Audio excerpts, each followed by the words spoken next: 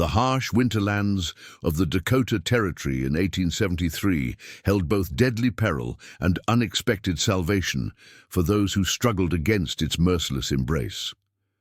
For Sophia Winters, the snow-covered plains and frozen forests represented not just a frontier to be endured, but a world she experienced differently from others, a world shaped entirely by sound, scent, and touch. As the only blind member of the Cottonwood settlement, she felt the biting winds whip through the cracks of her isolated cabin, never seeing the snowdrifts that would soon entomb her during the worst blizzard in memory. Her story of survival, against impossible odds, would become intertwined with that of Ahyoka Blackfeather, a Cherokee hunter whose own path was marked by loss. Together, they would forge an unlikely alliance in a land where the boundary between life and death was as thin as morning ice on a winter stream. Before we jump back in, tell us where you're tuning in from. And if this story touches you, make sure you're subscribed, because tomorrow I've saved something extra special for you. The blizzard descended upon the Dakota Territory with a vengeance that January, transforming the familiar landscape into an unrecognizable wasteland of white. Sophia Winters moved through her small cabin with practiced precision, stoking the dwindling fire with the last of her split logs.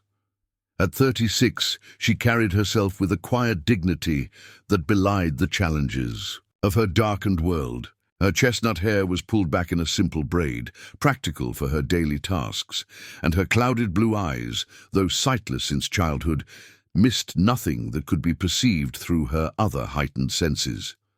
Born with the ability to see, Sophia had lost her sight at age 8 when scarlet fever swept through her Pennsylvania hometown.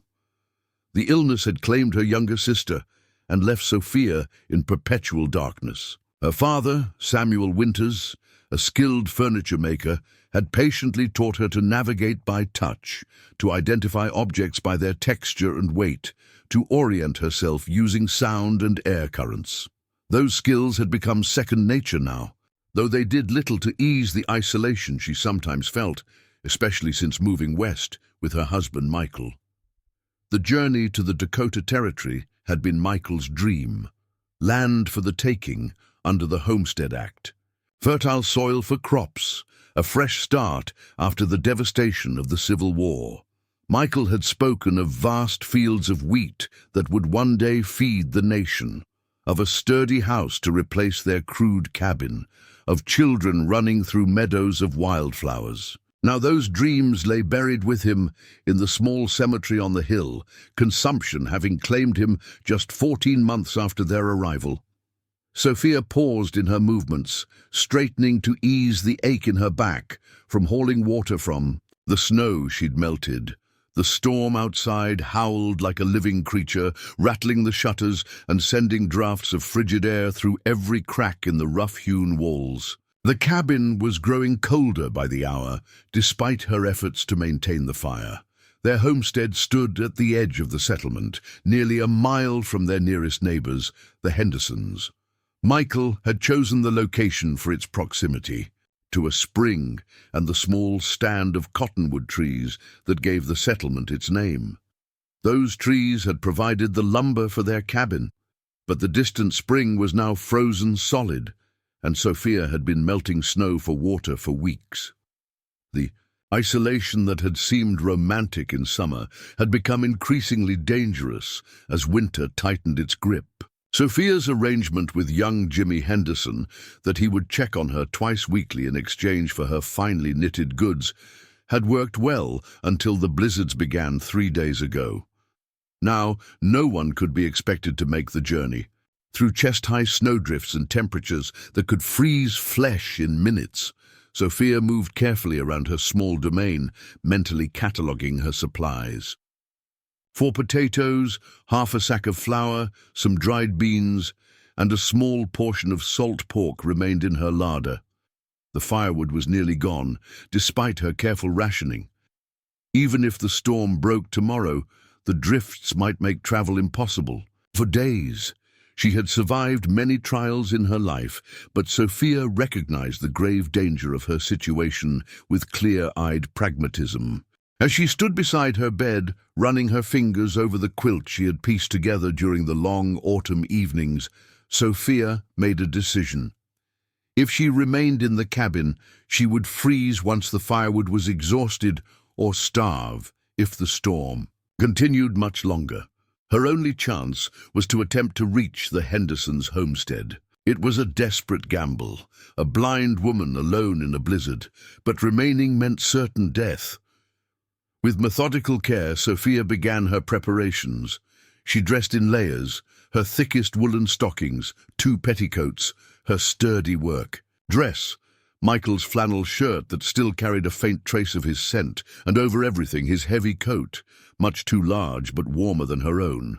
She wrapped strips of fabric around her hands before donning her mittens, then did the same for her feet before pulling on her boots. Around her waist, she tied a rope that Michael had used for leading their now-deceased milk cow. The other end she fastened to the cabin door. It would be her lifeline, allowing her to find her way back should the attempt prove too dangerous. In a small pack, she placed a tin cup, matches wrapped in oiled paper, a small knife, and the last heel of bread. She knew the journey might take hours through the deep snow, and she would need to preserve her strength. Finally, Sophia removed her most precious possession from its hiding place beneath a loose floorboard, a small silver locket containing miniature portraits of her parents. Though she could no longer see their faces, the knowledge that they remained close to her heart provided comfort in her darkest moments. She slipped the chain around her neck, tucking the locket beneath her. Layers of clothing. "I will not die here alone," Sophia whispered into the empty cabin, her voice steady despite her fear. Not without trying. With a final stroke of her fingers across familiar surfaces, the rough-hewn table Michael had crafted, the smooth handle of her cast-iron skillet, the spines of her 3 precious books in raised type, Sophia committed her home to memory. Then, wrapping a woolen scarf around her face until only her clouded eyes remained exposed, she grasped her walking stick and opened the door to the howling maelstrom beyond.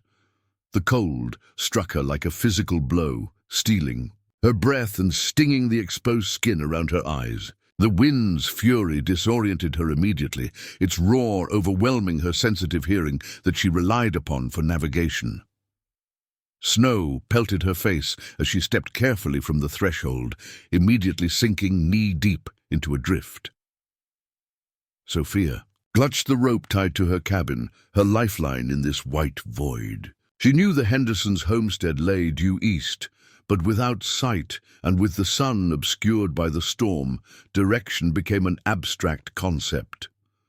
Her plan was to find the split-rail fence Michael had constructed last spring. It ran straight from their property to within 100 yards of the Hendersons' home. If she could locate the fence and follow it, each step required tremendous effort, her boots breaking through the frozen crust of snow only to sink into the soft powder beneath. The walking stick proved nearly useless, disappearing into the drifts without finding solid ground. Still, Sophia pushed forward, counting her steps as she had been taught as a child to maintain her sense of place in the world. 27 steps from the door, the rope pulled taut. She had reached its end, and now faced a choice: return to the relative safety of her cabin and its dwindling supplies, or untie herself and commit fully to her desperate journey. The bitter wind seemed to whisper warnings, urging retreat, promising only death in the vast whiteness ahead. Sophia's fingers, already stiffening despite her layers of protection, fumbled with the knot at her waist. "Guide me," she whispered, a prayer to whatever force might hear her in the howling void. The rope fell away, and with it her last connection to shelter. Preparing and narrating this story took us a lot of time. So if you are enjoying it, subscribe to our channel. It means a lot to us. Now back to the story. With her walking stick extended before her, Sophia moved forward into the blinding white wilderness. She counted each step, creating a mental map, as she had done all her life when navigating unfamiliar spaces. 50 steps should bring her to the fence if she had maintained a true eastward direction. The wind buffeted her small frame, threatening to topple her with each gust. Snow accumulated on her shoulders and head, its weight increasing with every passing minute. At 38 steps, Sophia's walking stick struck something solid beneath the snow. Dropping to her knees, she brushed away the powder with her mittened hands until her fingers found the unmistakable shape of a wooden rail. Relief flooded through her. She had found the fence. Now she needed only to follow it to safety. Rising to her feet, Sophia positioned herself alongside the fence, allowing her left hand to maintain contact with the rails while her right held the walking stick for balance. The going remained treacherously slow, the snow in places reaching nearly to her waist, requiring her to half-wade, half-climb through the deepening drifts. Time lost all meaning in the white void. Sophia's world narrowed to the next step, the next rail, the next breath of frigid air that burned her lungs. The cold penetrated her layers of clothing, seeping into her bones. Her fingers grew numb despite the fabric wrappings and mittens, making it increasingly difficult to maintain her grip on the fence. Still, she pressed on, knowing that to stop meant death. How long she struggled along the fence line, Sophia couldn't say. The consistent howl of the wind and the uniform texture of the snow against her legs created a nightmarish timelessness. Her body moved mechanically now, propelled more by will than strength. When her foot caught on something beneath the snow and she fell forward, Sophia lacked the energy to break her fall properly. The impact drove the air from her lungs, and for a moment she lay still, the snow a cold pillow against her cheek. The temptation to remain there, to surrender to the growing warmth that paradoxically began to spread through her despite the cold, was nearly overwhelming. Sleep beckoned, promising release from struggle, from pain, from the endless fight against a world designed for those who could see. Not yet, Sophia murmured, her lips stiff with cold. Not like this. Using her walking stick for leverage, she forced herself to her knees, then unsteadily to her feet. Her hands sought the reassurance of the fence, but found only empty air. In her fall, she had lost contact with her guide. Panic fluttered in her chest as she swept her arms in widening arcs, searching for the wooden rails that represented her only path to safety. Nothing. The fence had disappeared, or perhaps she had wandered away from it in her increasingly disoriented state. Sophia turned slowly, hoping to feel the wind's direction as a clue to orientation, but the storm seemed to swirl around her from all sides, deliberately confounding her senses.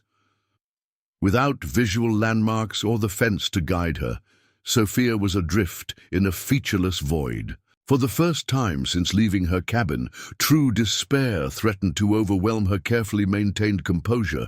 She had gambled everything on this desperate journey, and now faced the bitter reality that she might die alone in the snow, just yards from safety but unable to find her way.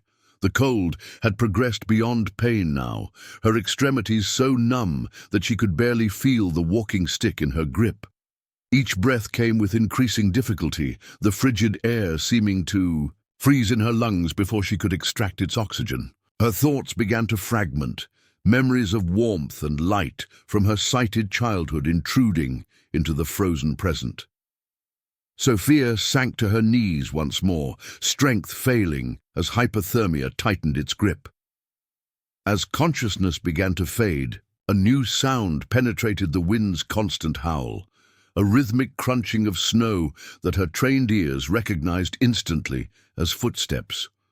Not the light steps of a deer or the padding of a wolf, but the deliberate stride of a human. "Hello?" she called, her voice weak and muffled by her scarf. "Please help me!"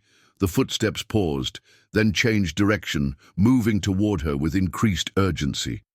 Sophia raised her arms, waving them despite the agony of movement, desperate To signal her presence in the blinding snow, a strong hand grasped her outstretched arm, startling a gasp from her blue-tinged lips. Through touch alone, Sophia could tell this was not one of her neighbors. The hand was larger, the grip firmer, the presence beside her exuding an unfamiliar energy. Words reached her ears, the language unknown but the tone questioning. When? She didn't respond. The grip on her arm gentled, and the voice switched to heavily accented English. Lady lost, very cold. Come now. Before Sophia could respond, strong arms lifted her from the snow, as if she weighed nothing, cradling her against a chest that radiated blessed warmth. The stranger began to move with surprising speed, despite carrying her weight, each stride. Confident even in the treacherous conditions that had nearly claimed her life. Consciousness faded in and out as Sophia was carried through the storm. The steady heartbeat beneath her ear became her anchor to reality, as darkness closed in around the edges of her mind. She registered a change in the sound of the wind, a subtle shift that suggested they had found shelter of some kind. The sudden absence of flying snow against her face confirmed this impression. Moments before, she was gently lowered onto what felt like a pile of furs. The last thing Sophia registered before unconsciousness claimed her was the crackling sound of a fire being stoked to greater life, and the earthy scent of smoke mingled with pine. Then darkness more complete than even her blindness could create enveloped her, and she knew nothing more.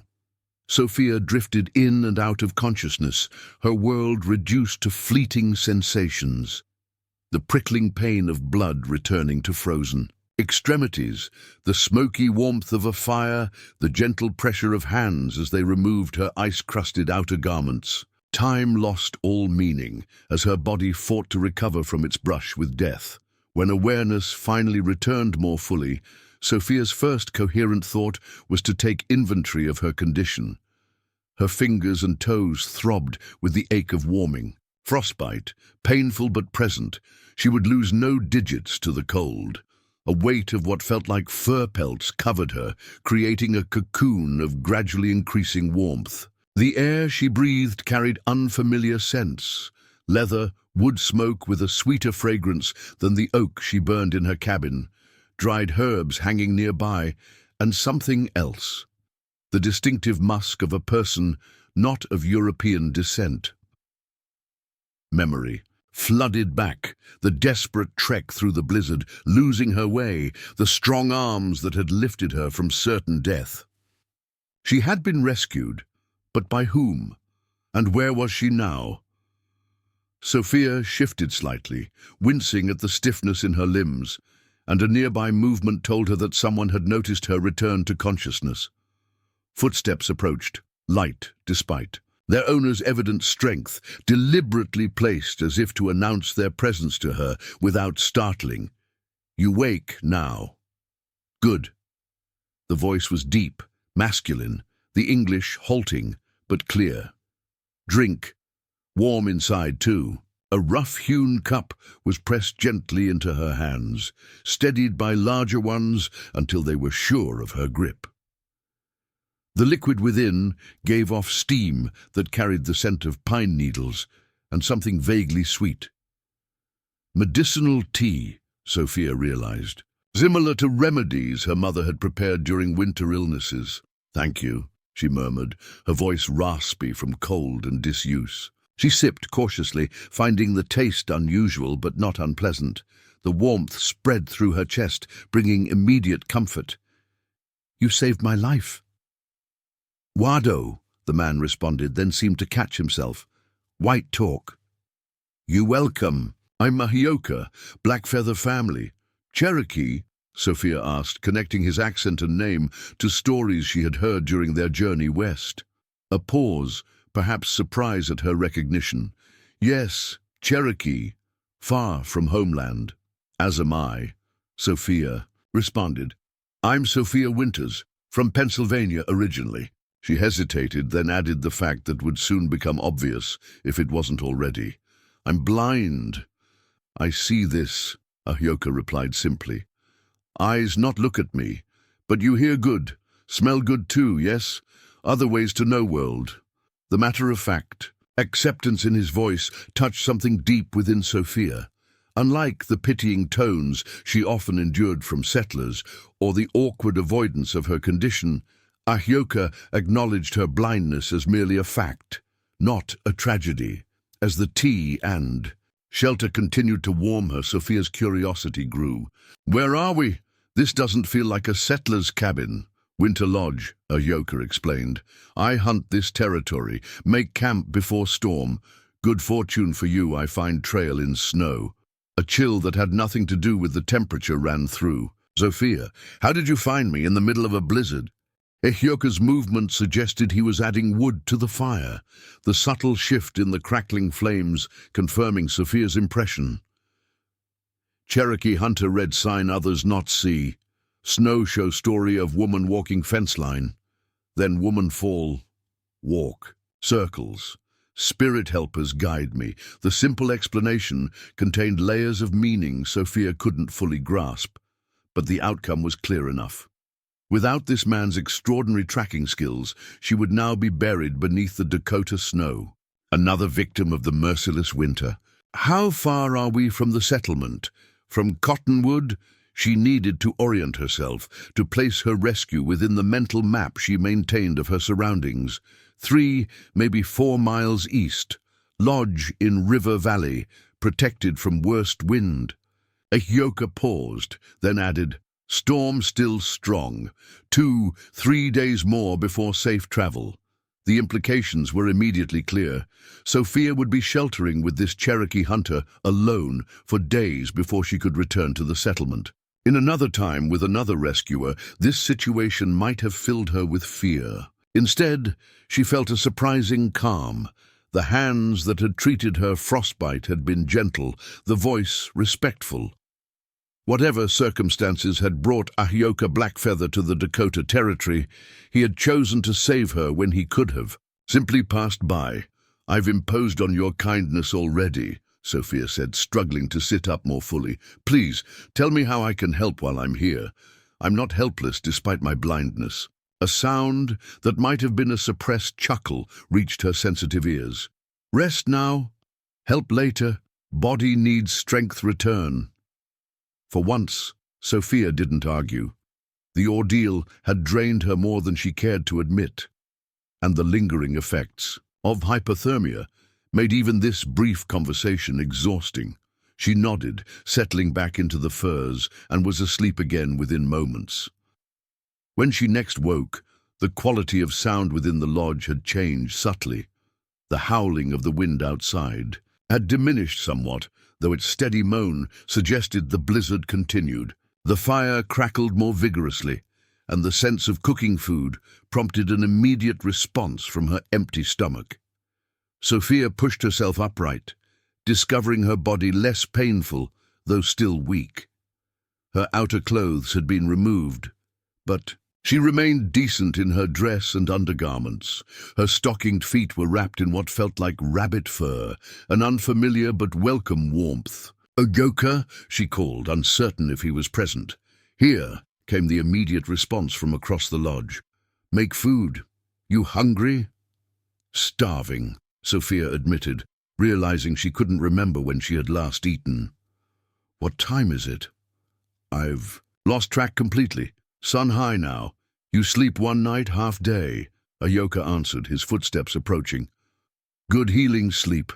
A wooden bowl was placed in her hands, warm to the touch, and filled with what smelled like a rich stew of game, meat and wild roots. A carved wooden spoon was pressed into her other hand with the same careful deliberation she had noticed before, each object positioned so she could easily grasp it without fumbling. The consideration behind these small actions struck Sophia deeply. Most sighted people handed things to her carelessly, often resulting in spills or drops that reinforced perceptions of her helplessness. Ahyoka's approach demonstrated an intuitive understanding of her needs without diminishing her dignity.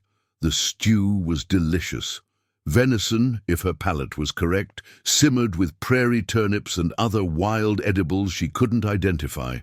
Sophia ate slowly, savoring both the nourishment and the skill evident in its preparation. "This is wonderful," she said between mouthfuls. "You're an excellent cook." "Need skill to live alone," Ahyoka replied, the sound of his movement suggesting he was eating as well, seated a respectful distance away. "Like you, yes? Woman alone." In cabin, Sophia nodded, reminded of her vulnerability at the homestead. "My husband died last winter, consumption. Most thought I would return east afterward, but—" She trailed off, struggling to articulate the complex reasons she had remained. "Land speaks to you," Ahyoka supplied unexpectedly. "Becomes part of spirit. Hard to leave once it lives in heart." The insight was so accurate that Sophia paused mid-bite. "Yes, exactly. The homestead was Michael's dream, but it became mine too. The sounds of the prairie wind, the sense of wild sage after rain, the feel of soil crumbling between my fingers. I couldn't abandon it, even if staying meant greater hardship." A comfortable silence fell between them as they finished their meal. When Sophia had eaten her fill, Ahyoka took her bowl, and she heard him move to the lodge entrance, using snow to clean their eating implements, a practical solution in the absence of running water.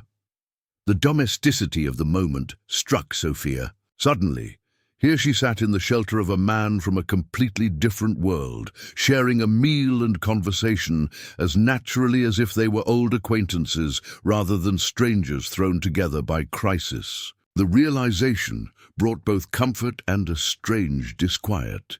"May I ask why you're so far from Cherokee lands?" Sophia ventured when Ahyoka returned to the fire. "The Dakota Territory is hundreds of miles north."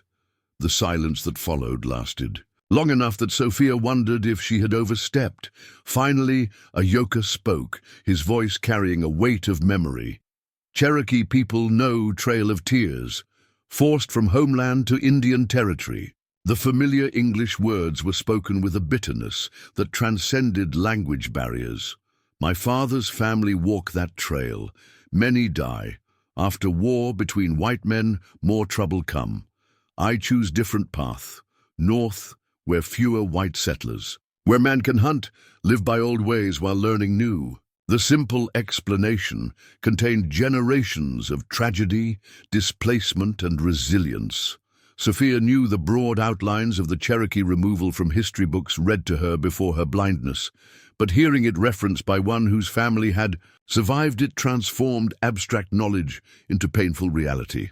"I'm sorry," she said, knowing the words were inadequate but needing to offer something, "for what my people did to yours." "You not carry blame of others," Ahyoka replied after a moment. "Each person walks own path, some good, some bad, in all tribes." His philosophy reflected a nuance often missing in frontier attitudes toward native peoples. Sophia had heard settlers speak of Indians as a monolithic threat, just as she had encountered those who viewed her blindness as defining her entire existence. Ahyoka seemed capable of seeing beyond such simplistic categorizations. "How did you learn English?" she asked, genuine curiosity replacing her earlier discomfort. The sound of Ahyoka stoking the fire accompanied his answer. "Mission school as boy, then trade with whites, work as guide sometimes for army, for hunters." A hint of pride entered his voice. "Know 5 languages now. Cherokee, English, Lakota, French, little German." Sophia smiled, impressed. "And I struggle with just one." "Your English is much better than you first let on, isn't it?" A sound that was definitely a chuckle this time. "Good to let white people think Indian no less than he do. They speak more free, show true face, the strategic intelligence behind." This approach struck Sophia as both sad and wise. A necessary deception in a dangerous world. "Like woman who pretends she need help when she's strong," Ahyoka observed, his tone suggesting not criticism but recognition. "World not always kind to those who different. The insight created a bridge of understanding between them that transcended their obvious differences. Both had learned to navigate a world that often underestimated them. Both had developed acute awareness of subtleties others missed. Both had found strength in what many perceived as weakness.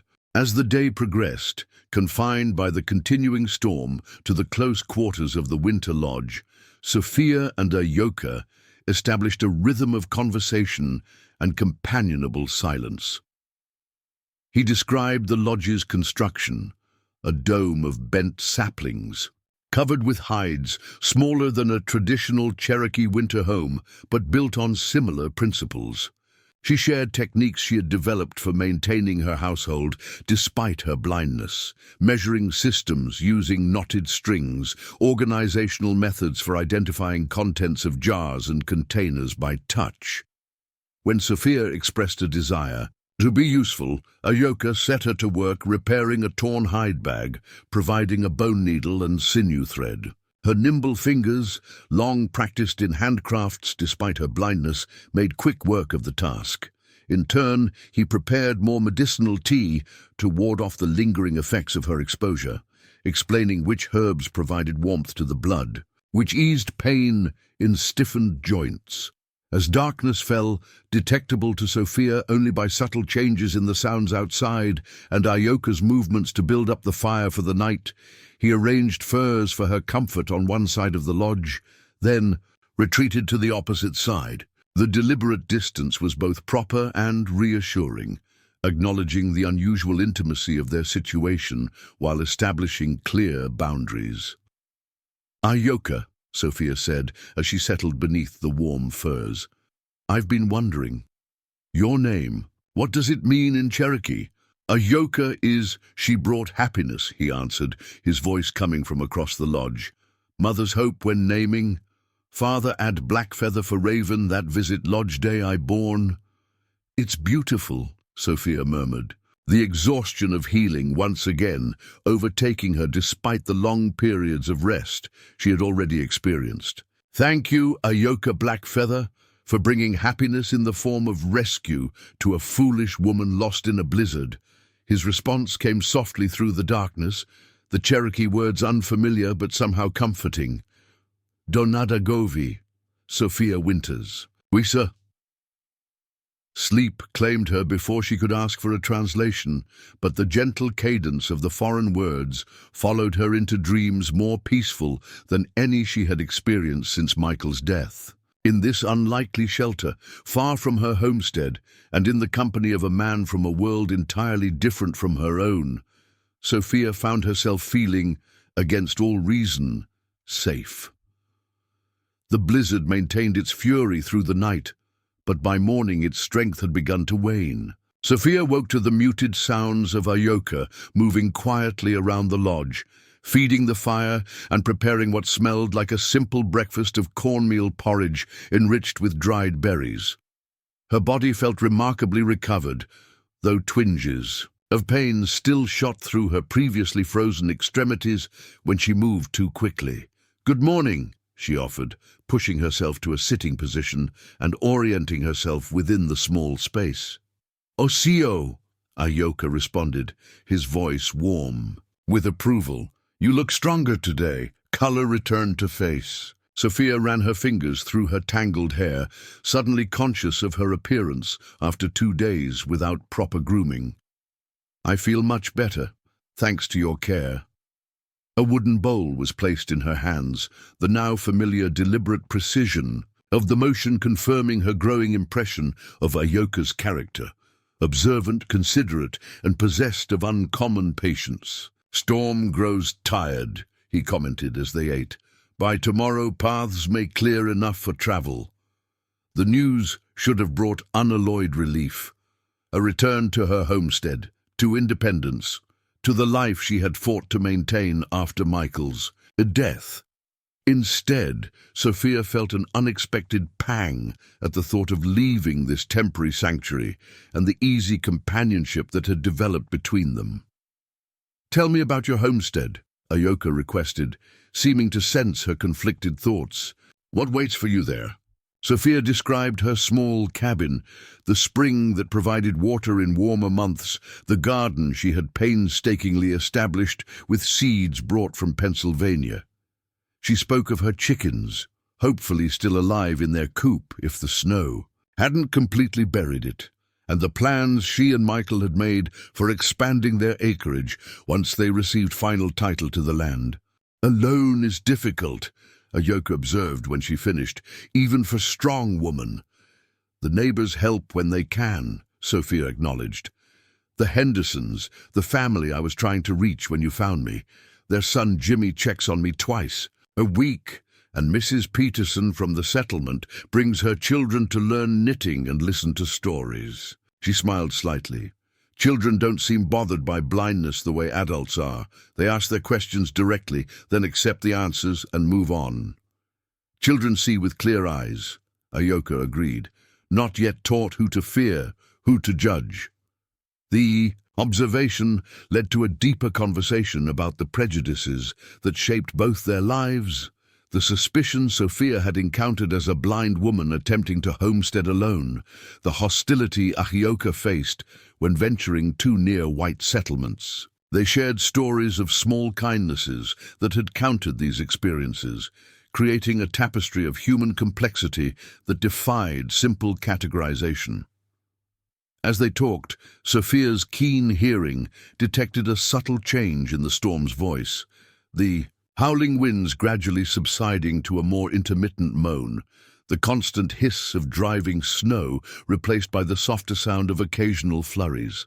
"The storm really is breaking," she noted during a pause in their conversation. "Your ears good as Cherokee hunter," Ahyoka said with approval. "Yes, sky lightens. Snow becomes gentle now." A thought struck Sophia suddenly. "What were you doing? Out in such weather? Even experienced hunters don't usually travel during blizzards." The question was met with a lengthy silence, broken only by the sound of Ahyoka adding wood to the fire. When he finally spoke, his voice carried a different quality, more formal, as if relating something of deep significance. "Was not hunting. You that day," he began slowly, "was returning from sacred place, vision quest in time of winter moon." Sophia remained quiet, sensing that interrupting would close, rather than encourage this unexpected sharing. Cherokee believe all things have spirit, rocks, trees, animals, even storms. Times come when man must seek wisdom from these spirits, especially when path ahead not clear. Ahyoka's voice took on a rhythmic quality, as if the words followed ancient patterns. "I fast 4 days on hilltop to north, pray, listen, cold becomes teacher, not enemy." "And did you receive the wisdom you sought?" Sophia asked softly, when it seemed he had finished. Another pause, shorter this time. "Spirit messages not always clear at first. Must be understood over time, like seed that grows slowly." His voice shifted, becoming more direct. "But one message was clear. I was told to watch for stranger in snow, one who sees world differently, one who would help me understand purpose here in northern lands."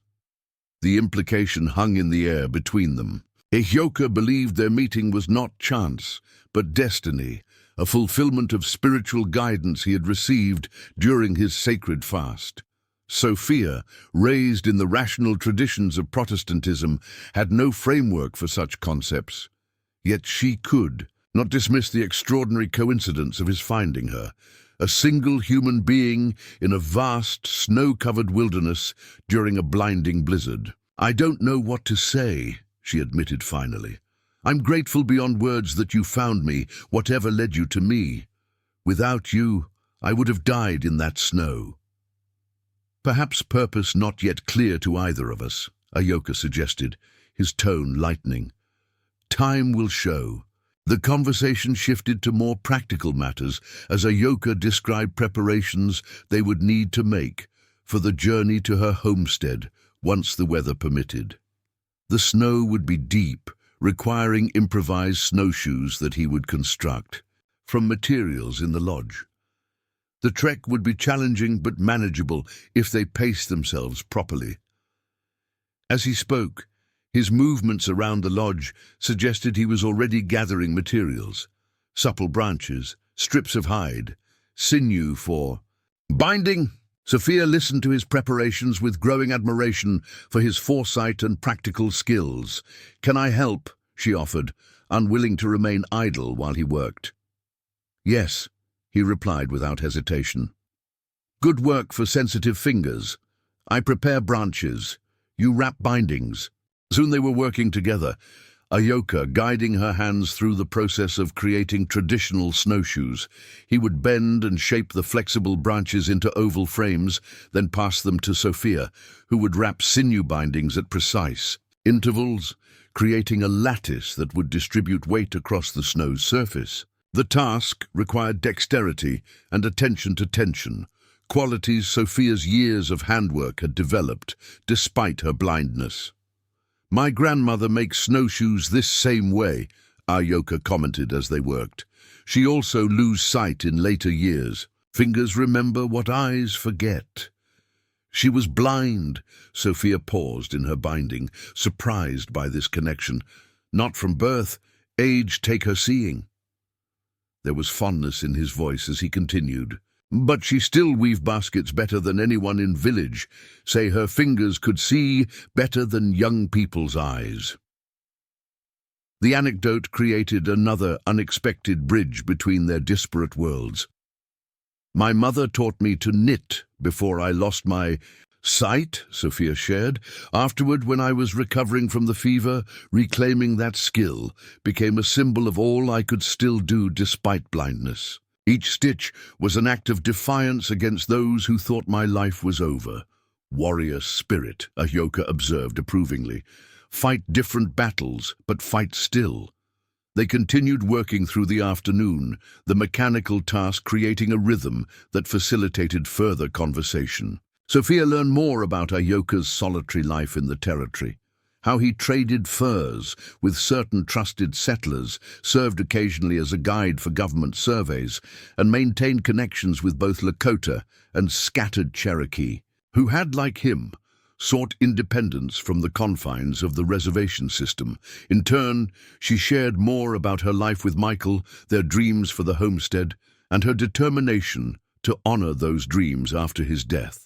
She spoke of the challenges she faced from neighbors and settlement officials who believed a blind widow had no business trying to fulfill homestead requirements alone. "Land office man say I cannot prove up claim without husband," she recalled, with lingering indignation.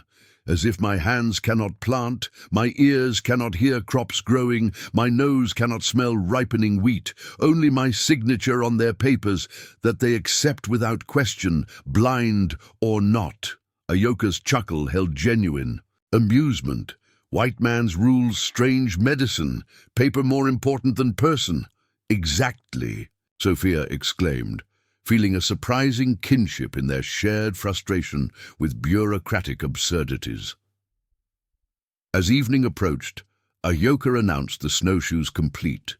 2 pairs, one sized for his larger feet, another carefully measured for Sophia's smaller frame.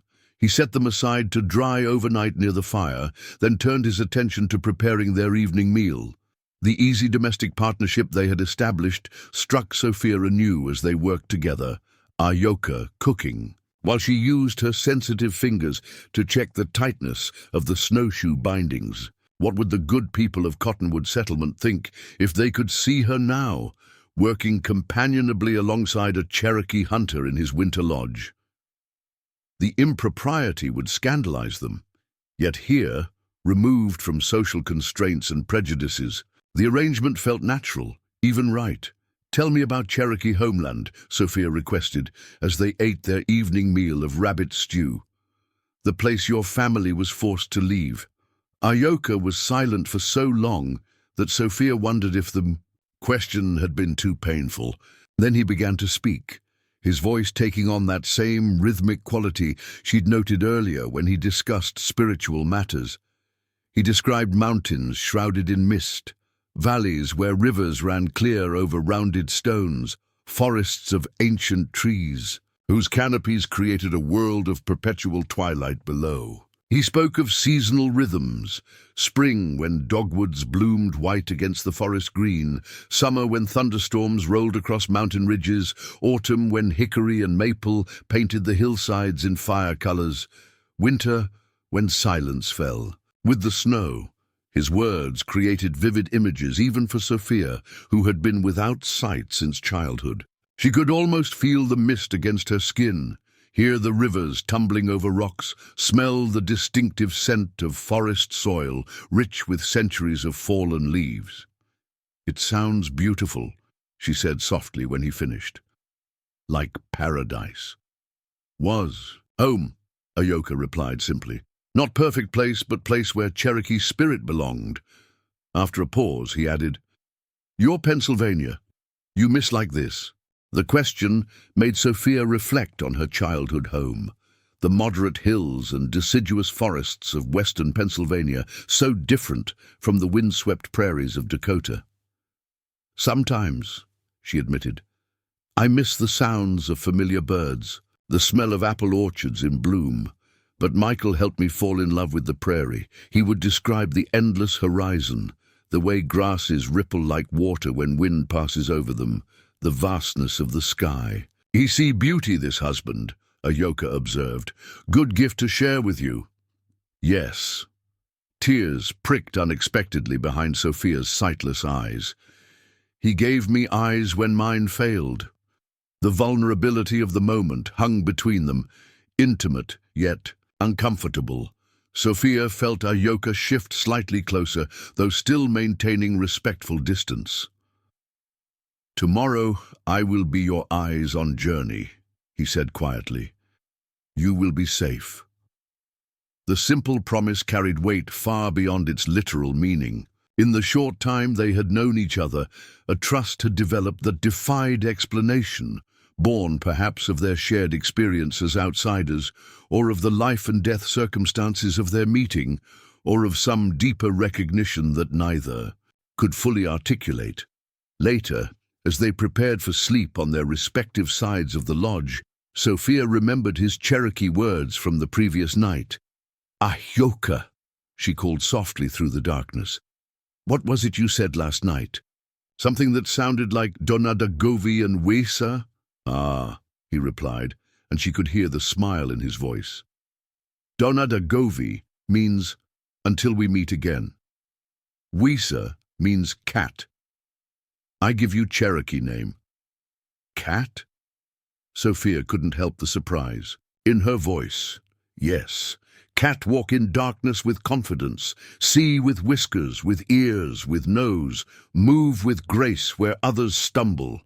His voice held gentle humor, like blind woman who survived blizzard. Sophia felt warmth spread through her that had nothing to do with the fire or furs. The name was a gift, an acknowledgement of her strength rather than her limitation. "I like it," she said simply. "Wesa." "Donadagovi, Wesa," came his reply through the darkness. "Until we meet again," Sophia echoed, tasting the foreign syllables, "though I hope that means only until morning, not a longer parting." His soft chuckle was the last sound she registered before sleep claimed her, a dreamless rest unmarred by the anxieties that had plagued her since Michael's death. Tomorrow would bring the journey back to her homestead, back to the life she had fought to maintain. But something had shifted within her during these days of unexpected sanctuary. A seed had been planted, though what might grow from it remained as unclear as the spiritual message Ahyoka had received on his vision quest. One thing was certain: the world waiting beyond the shelter of the winter lodge would look very different to Sophia Winters than it had before the blizzard, despite her unchanging blindness. Some transformations required no sight to perceive. Morning arrived with a startling clarity after days of storm-muffled sounds. Sophia woke to the distinctive crunch of Ahyoka's footsteps in snow outside the lodge, the sharp crack of branches being broken for the morning fire, the distant call of a chickadee venturing out after the blizzard's passing. The world beyond. Their shelter had transformed overnight from howling chaos to crystalline stillness. "Storm finished," Ahyoka announced as he re-entered the lodge, bringing with him a breath of frigid air and the scent of fresh snow. Sky clear blue, sun bright. On white land, good day for journey. Sophia sat up, mentally preparing herself for the transition from this peaceful interlude back to the challenges of her solitary existence. The prospect brought both anticipation and a curious reluctance she wasn't yet ready to examine. "How deep is the snow?" she asked practically, running her fingers through her hair in an attempt to bring order to the tangled strands. "High as man's chest in places where wind-billed drifts, other places less but still deep." Ahyoka moved around the lodge, gathering their few possessions and preparing a simple breakfast. "Snowshoes will serve well. Must start early to reach Homestead before dark." As they ate, Ahyoka outlined their route, following the river valley for the first mile where the terrain was protected from the worst drifting, then climbing to higher ground where they would intersect with the main trail to Cottonwood Settlement. From there, it should be relatively straightforward to locate her homestead, especially as Ahyoka had developed an understanding of its location relative to landmarks he recognized from his hunting expeditions. "Will we pass near where you found me?" Sophia wondered, trying to orient herself within the mental map she was constructing. "Yes, not far from Riverbend, where 3 cottonwoods grow together." Ahyoka's description gave her a reference point. She recognized from summer explorations with Michael before his illness worsened. "You walk far from cabin, Wesa. Strong spirit but dangerous journey." The use of her Cherokee name brought a small smile to Sophia's lips.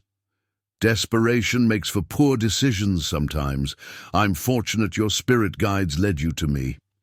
They finished their meal in comfortable silence, then began final preparations for departure.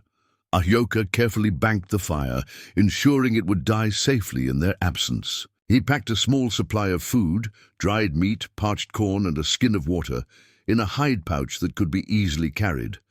For Sophia, he had prepared a walking staff of smooth ash wood, its length precisely matched to her height, 1, and wrapped in soft fur to provide a comfortable grip. "For balance on snowshoes," he explained, placing it in her hands, "and to feel path ahead." The thoughtful practicality of the gift touched Sophia deeply. It perfectly addressed her need for independence, while acknowledging the specific challenges she would face trudging through deep snow without sight to guide her. Dressing in her now dry outer garments, supplemented by additional fur wrappings, Ahyoka provided for her hands and feet, Sophia prepared herself mentally for the journey ahead. The physical demands would be significant, especially after her recent ordeal, but the psychological transition weighed even more heavily.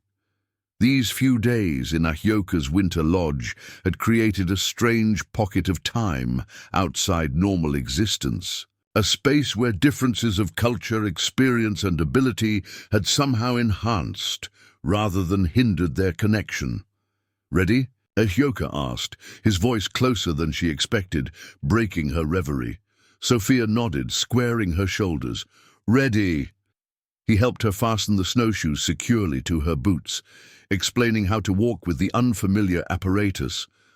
A slightly wider stance than normal, a rolling motion that allowed the snowshoe to clear the surface with each step. They practiced briefly just outside the lodge until Sophia gained confidence in the new movement. The first steps away from the shelter that had saved her life felt momentous. The air was piercingly cold, but still, the storm's fury spent at last. Beneath her snowshoes, the fresh powder compressed with each step, creating a distinctive sound that helped her track their progress. Ahyoka walked slightly ahead and to her left, close enough that she could follow the sound of his movements, but far enough to avoid her accidentally striking him with her staff as she tested the ground before her. "River on right side," he informed her as they established their rhythm. "Follow sound of water under ice. Good guide when walking." Sophia tilted her head, focusing her hearing, and detected the faint gurgle of water flowing beneath the frozen surface of the river. It created a consistent auditory reference point, confirming Ahyoka's understanding of how she navigated her world. They walked in silence for a time, conserving energy in the challenging conditions. The exertion soon had Sophia warming beneath her layers despite the frigid temperature. Her muscles protested after days of relative inactivity, but the discomfort was oddly welcome, a reminder that she had survived, that her body remained strong and capable despite its brush with death. After what Sophia estimated to be a mile of travel, Ahyoka called a brief halt. "Climb now," he explained. "Leave river bottom, go up to higher ground, steeper walking, take time, no rush." The ascent tested Sophia's strength and coordination. Without the snowshoes, she would have floundered helplessly in drifts that sometimes reached her waist even with the flotation they provided. Ahyoka remained patient, occasionally taking her elbow to steady her on particularly difficult sections, but never assuming she needed more assistance than she did. When they reached the plateau above the river valley, Sophia paused to catch her breath. The absence of sheltering terrain allowed the wind to find them again, its bite sharp against the exposed skin of her face, but lacking the murderous force of the blizzard. "Big sky here," Ahyoka commented. "Land open wide, see far in all directions." Though Sophia couldn't appreciate the view, she could sense the vastness he described in the way sound traveled across the open prairie, the feeling of unobstructed wind against her face, the quality of light she perceived not through sight, but as a different kind of warmth on her skin. "I've always been curious," she ventured as they resumed their journey. "What does this landscape look like after a blizzard? Michael tried to describe it to me once, but he said words failed him." Ahyoka was quiet for a moment, seeming to consider the question carefully. "Land sleeps under white blanket," he began slowly. "All shapes made soft, rounded. Where sun touches snow, light breaks into many colors. Blue shadows, pink sparkles. Trees carry heavy white arms. Sometimes ice crystals float in air, catching light like tiny stars falling." His description, simple yet poetic, created vivid images in Sophia's mind. "Thank you," she said softly. "That's beautiful." "Beauty everywhere," Ahyoka replied. "Different eyes see different beauty."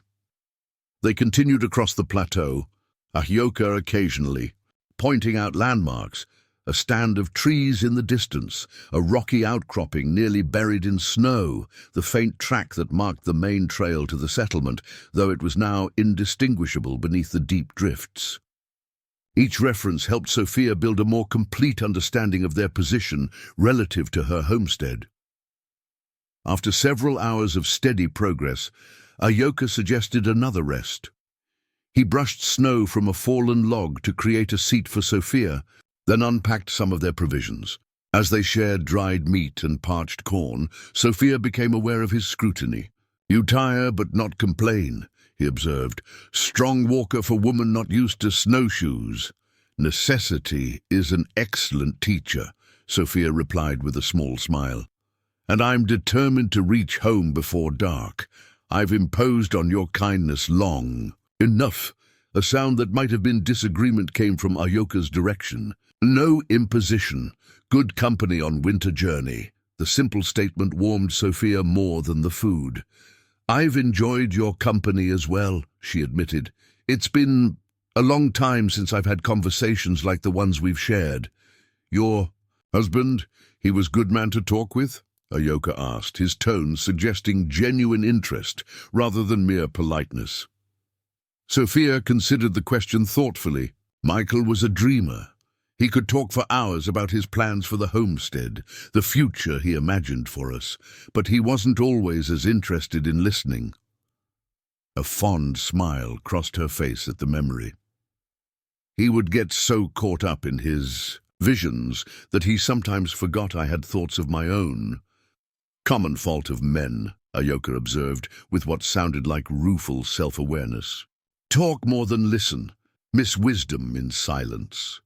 Their rest complete, they resumed their journey. The sun had passed its zenith, its warmth noticeably diminishing as afternoon progressed. Sophia estimated they had covered perhaps half the distance. To her homestead, their pace necessarily slowed by the challenging conditions and her inexperience with snowshoes. As they walked, Ahyoka began to point out signs of wildlife returning after the storm, rabbit tracks crossing their path, the distant cry of a fox, a place where deer had poured through snow to reach frozen grass beneath. His observations created a vivid picture of the awakening world around them, one that Sophia could appreciate through her remaining senses. "Here," Ahyoka said suddenly, his hand touching her arm to halt her progress. "This place, where I find you."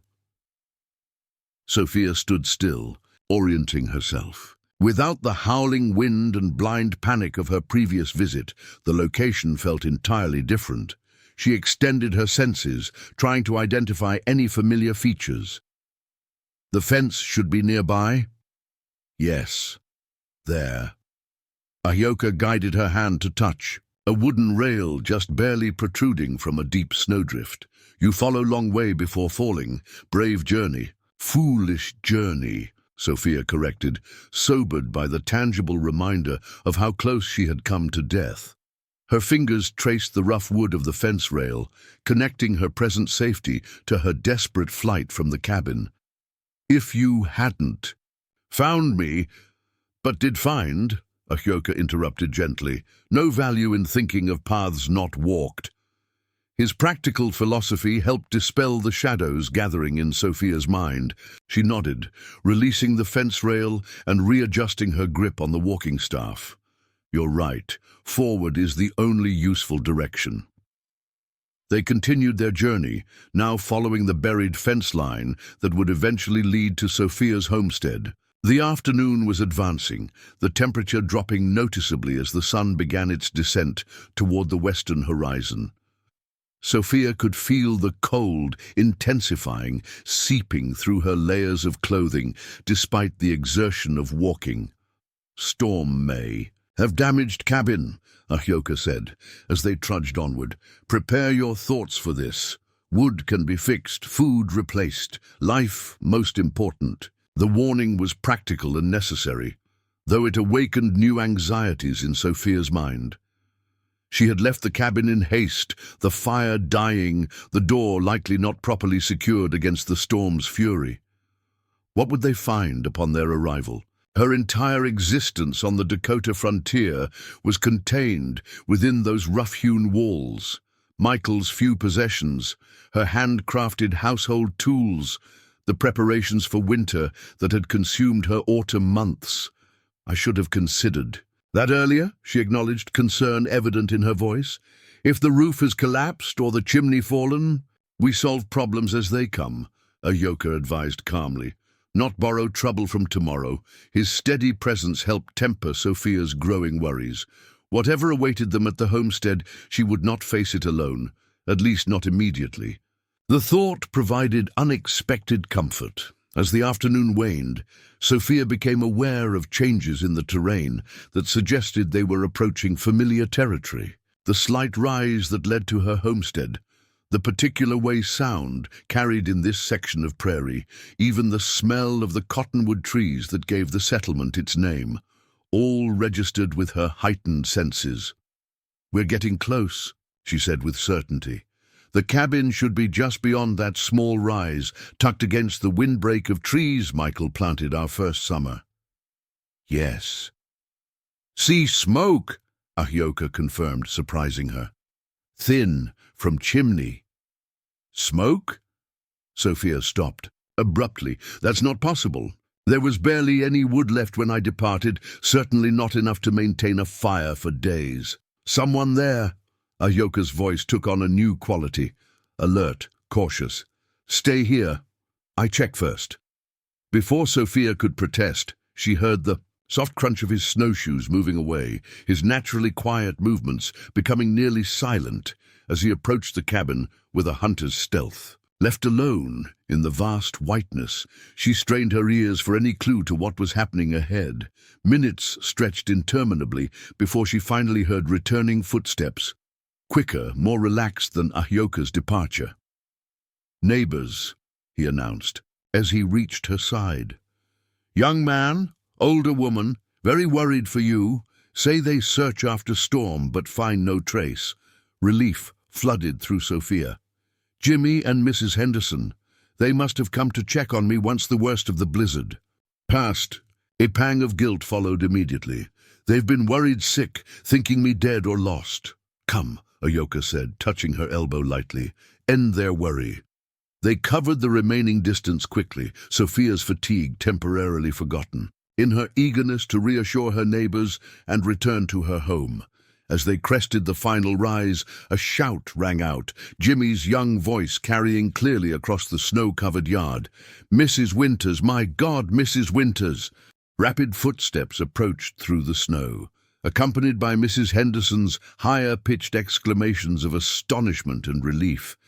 Sophia felt herself enveloped in the older woman's fierce embrace, the familiar scent of lavender water and wood smoke, confirming her identity as surely as her voice.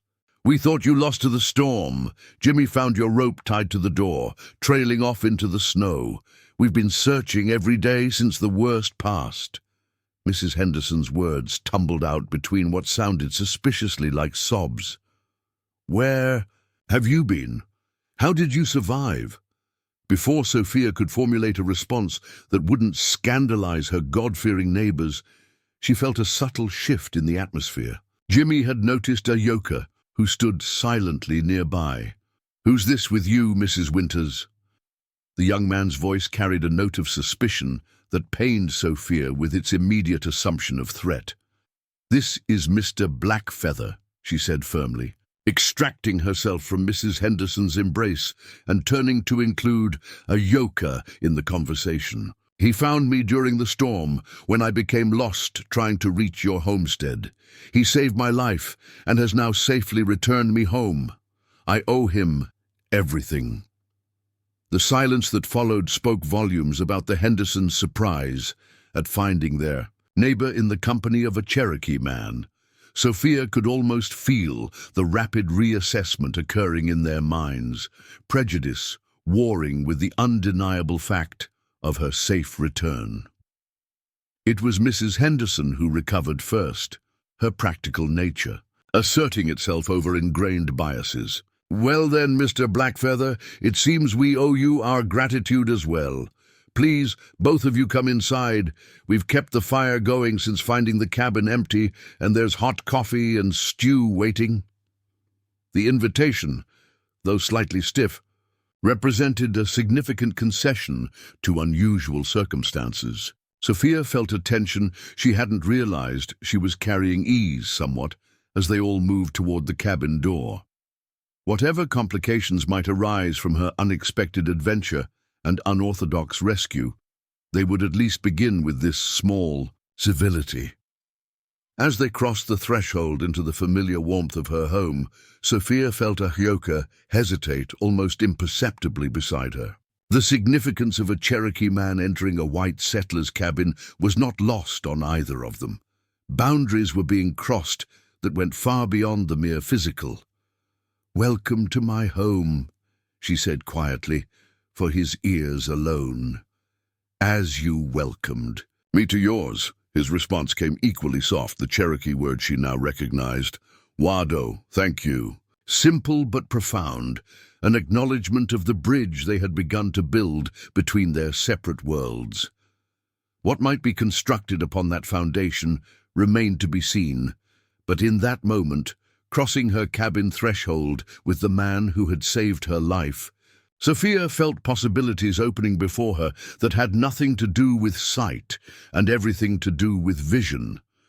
The cabin's interior welcomed Sophia with its familiar scents and sounds, seasoned oak burning in the stone fireplace, the subtle creaking of floorboards beneath her feet, the distinctive ticking of the mantel clock Michael had insisted on bringing, despite its impracticality on the frontier. After days in Ahyoka's winter lodge, the return to these sensory landmarks of her daily existence felt both comforting and somehow constricting. "We've kept everything just as you left it," Mrs. Henderson explained, helping Sophia remove her outer garments. "Though we did bring over some supplies, seeing as yours were running low. There's flour and coffee in the pantry, and Jimmy shot a deer yesterday, so I've left some fresh venison wrapped in the cold box." "That's extraordinarily kind," Sophia replied, genuinely touched by her neighbor's thoughtfulness. "I don't know how to thank you enough. For checking on me, for bringing supplies, for keeping the fire going." "Neighbors look after neighbors," Mrs. Henderson said firmly. "It's the only way to survive out here." There was a brief pause before she added, with noticeable hesitation, "Your friend must be hungry after your journey.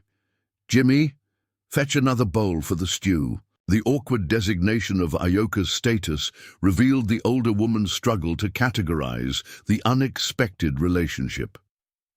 Sophia could hear Jimmy moving reluctantly toward the cupboard, his footsteps betraying his continued wariness. "Mr. Blackfeather is indeed more than a friend," Sophia stated clearly, determined to establish Ahyoka's proper status. "He is my rescuer and my host these past days. Without his tracking skills and wilderness knowledge, I would have perished in the blizzard. He deserves our utmost respect and gratitude." The authority in her tone, unusual for the typically accommodating widow, seemed to surprise the Hendersons into momentary silence. In that pause, Sophia heard Ahyoka move quietly across the room, his footsteps nearly silent even on the wooden floor. "Mrs. Henderson, very kind," he said, his voice carrying its characteristic calm dignity. "Food welcome after long walk, but after eat, must prepare winter lodge for night. Sun setting soon." "Nonsense," Mrs. Henderson responded automatically, years of frontier hospitality overriding her initial discomfort. "You can't go back out in this cold with night coming on. There's a perfectly good barn with a stove in the tack room. Jimmy can help you make it comfortable."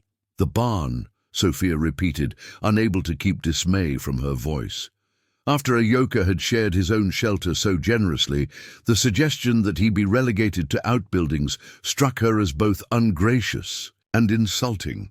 Before she could formulate a more diplomatic objection, Ahyoka spoke again, his tone revealing no offense. "Barn is good.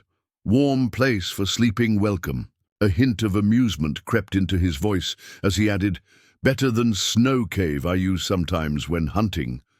Sophia recognized his graceful navigation of the awkward situation.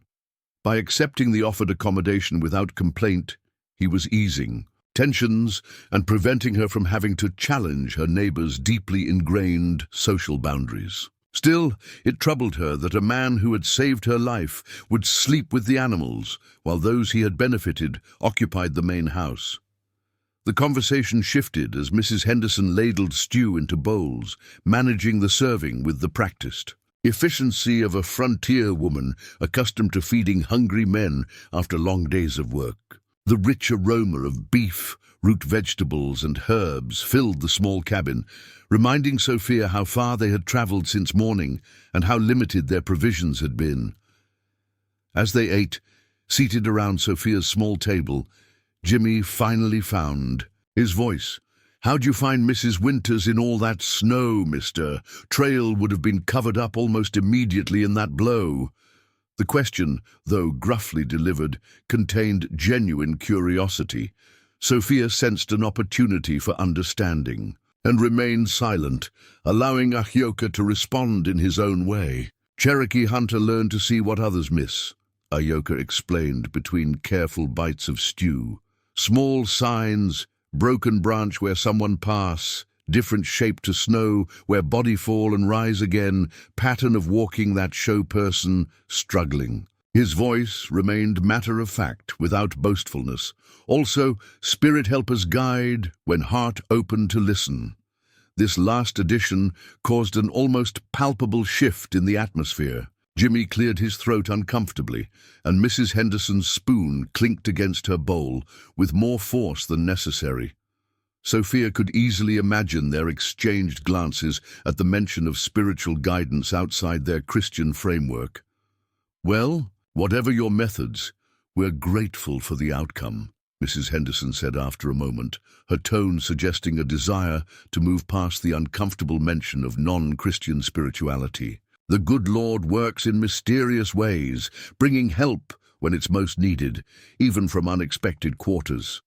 The well-intentioned but condescending reframing of Ahyoka's skills as merely an instrument of Protestant providence might have offended a less centered man. Instead, he responded with simple acknowledgement. "Great Spirit, your God, different names for same Creator who make all people, all living things. Names not important, kindness important." The profound wisdom in this observation created another brief silence, this one more thoughtful than uncomfortable. Sophia felt a surge of admiration for Ahyoka's ability to find common ground without compromising his own truth. As the meal concluded, practical matters demanded attention. Jimmy volunteered to check on Sophia's chickens, which had survived in their coop thanks to the Hendersons' care during her absence. Mrs. Henderson began tidying the kitchen area with the automatic efficiency of a woman uncomfortable with idleness. Ahyoka, after quietly thanking Sophia for the meal, stepped outside with Jimmy to see to his sleeping arrangements in the barn. Left momentarily alone with Mrs. Henderson, Sophia braced herself for the inevitable questions. The older woman did not disappoint. "Sophia," she began, her voice lowered, though the men were well out of earshot, "you spent several days alone with that man in his camp." The concern and barely concealed horror in her neighbor's tone might have amused Sophia under different circumstances. Now it merely highlighted the vast gulf between her recent experiences and the rigid social expectations of frontier society. "I spent several days not freezing to death, Mrs. Henderson," she replied evenly. "Mr. Blackfeather saved my life, treated my frostbite, and shared his shelter and provisions without asking anything in return. He has behaved with absolute honor and respect throughout our acquaintance." "I'm sure he has," Mrs. Henderson responded, though her tone suggested she remained unconvinced. "But people will talk. A widow alone with an Indian man, without chaperone. You understand how this looks." Sophia turned toward her neighbor, allowing her sightless eyes to face the older woman directly. "I understand perfectly how narrow-minded people might choose to view my survival. Fortunately, I've never been overly concerned with appearances. Substance matters far more to me, like the substance of character that led Mr. Blackfeather to risk his own safety to save a stranger in a blizzard." The mild rebuke landed as intended. Mrs. Henderson's movements stilled, the cloth she'd been using to wipe the table momentarily idle. "You're right, of course," she conceded with a sigh. "Forgive me, it's just such an unusual situation, and we were so worried about you." Sophia's expression softened. "I understand your concern, and I'm grateful for it, truly. But please believe me when I say that without Ahyoka Blackfeather, you would be planning my funeral now instead of fretting about my reputation." The stark reality of this statement appeared to realign Mrs. Henderson's priorities. Her voice was warmer when she spoke again. "Well then, we must make sure he knows our gratitude. I'll pack some provisions for him to take when he leaves tomorrow. Jim Henderson might have a spare coat as well. That buckskin he's wearing looks worn thin in places." The practical expression of thanks was characteristic of frontier women, who often showed care through useful gifts rather than flowery words. Sophia appreciated the gesture for what it was, a small step toward acknowledging Ahyoka's humanity beyond the label of Indian that initially defined him in the Hendersons' eyes. When Jimmy and Ahyoka returned from the barn, Sophia could detect the slight change in the young man's demeanor, a reduction in tension, a note of grudging respect in his voice when he addressed the Cherokee hunter. Whatever had transpired between them had begun to bridge the chasm of suspicion, likely, through the universal male language of practical skills and shared tasks. "The barn's all set," Jimmy reported. "Put fresh hay down and got the stove going. Mr. Blackfeather showed me a trick for banking the fire to last through the night without needing to refuel." The simple exchange of knowledge, Ahyoka sharing, wilderness wisdom while accepting the offered shelter, represented the tentative beginnings of mutual respect. Sophia felt a small measure of hope that her neighbors might come to see Ahyoka as she did, not as a representative of a feared other, but as an individual of exceptional character and skill. As evening deepened into night, Mrs. Henderson announced it was time they returned to their own homestead. "We'll come check on you tomorrow," she promised Sophia, "though I expect you'll be just fine now that you're home again." The statement carried unspoken assumptions about Ahyoka's imminent departure with the morning light. Before Sophia could address this expectation, Ahyoka spoke from near the doorway. "We'll make sure Mrs. Winters has wood chopped before I leave. Winter not finished yet. Need good supply." His practical consideration touched Sophia deeply. Even in the face of the settlers' awkward treatment, he continued to think first of her well-being and needs. After the Hendersons departed, their horse and wagon creating diminishing sounds in the snow-covered yard, a new quiet settled over the cabin. Sophia stood by the fire, absorbing its warmth and listening to Ahyoka's movements as he prepared to retire to the barn. "I'm sorry they put you in the barn," she said finally, needing to acknowledge the impropriety. "After you shared your own lodge so generously." "No need for sorry," Ahyoka replied, his voice closer than she expected. "Different people, different customs. Warm place to sleep is good thing no matter where." His lack of resentment highlighted once again the contrast between his generous spirit and the constrained perspectives of her neighbors. In the comfortable quiet that followed, Sophia found herself reluctant to end their last evening together. Tomorrow he would depart, returning to his solitary existence while she resumed her life at the homestead. The thought created an unexpected ache beneath her breastbone. "Will you tell me more about Cherokee ways before you go?" she asked impulsively. "About your grandmothers who wove baskets without sight, about the mountains you described, about how your people understand the world." There was a pause, then the sound of Ahyoka settling onto the bench near the fire. "Happy to share stories," he said, warmth evident in his voice. "What you want to know first?" For the next several hours, they talked beside the crackling fire, their conversation ranging widely across topics both profound and practical. Ahyoka described Cherokee ceremonies marking the seasons, agricultural practices developed over centuries of careful observation, social structures that balanced individual freedom with community responsibility. Sophia, in turn, shared stories of her childhood in Pennsylvania, her adaptation to blindness, her dreams for the homestead beyond mere survival. As the fire burned lower and the mantel clock chimed 11, Sophia reluctantly acknowledged the lateness of the hour. "You should rest. We've walked far today, and you'll be traveling again tomorrow." Ahyoka rose, his movement nearly silent despite his size. "Yes, morning comes whether we're ready or not." He moved toward the door, then paused. "Sophia Winters," he said formally, "your spirit strong as Dakota winter, gentle as spring rain. Good to know such person in this world." The unexpected compliment, delivered with such simple sincerity, left Sophia momentarily speechless. By the time she found her voice, Ahyoka had already opened the door, letting in a brief gust of cold night air. "Wait," she called, moving toward him with the confidence of one who knew every inch of her domain. Will we see each other again?" In the silence that followed, Sophia could almost feel Ahyoka considering his response, weighing truth against comfort, possibility against probability. "Dakota Territory, big place," he said finally. "But paths that cross once often find way to cross again, especially when spirits recognize each other." The door creaked slightly as he prepared to close it. "Sleep well, Wessa. Dreams bring wisdom. If we listen."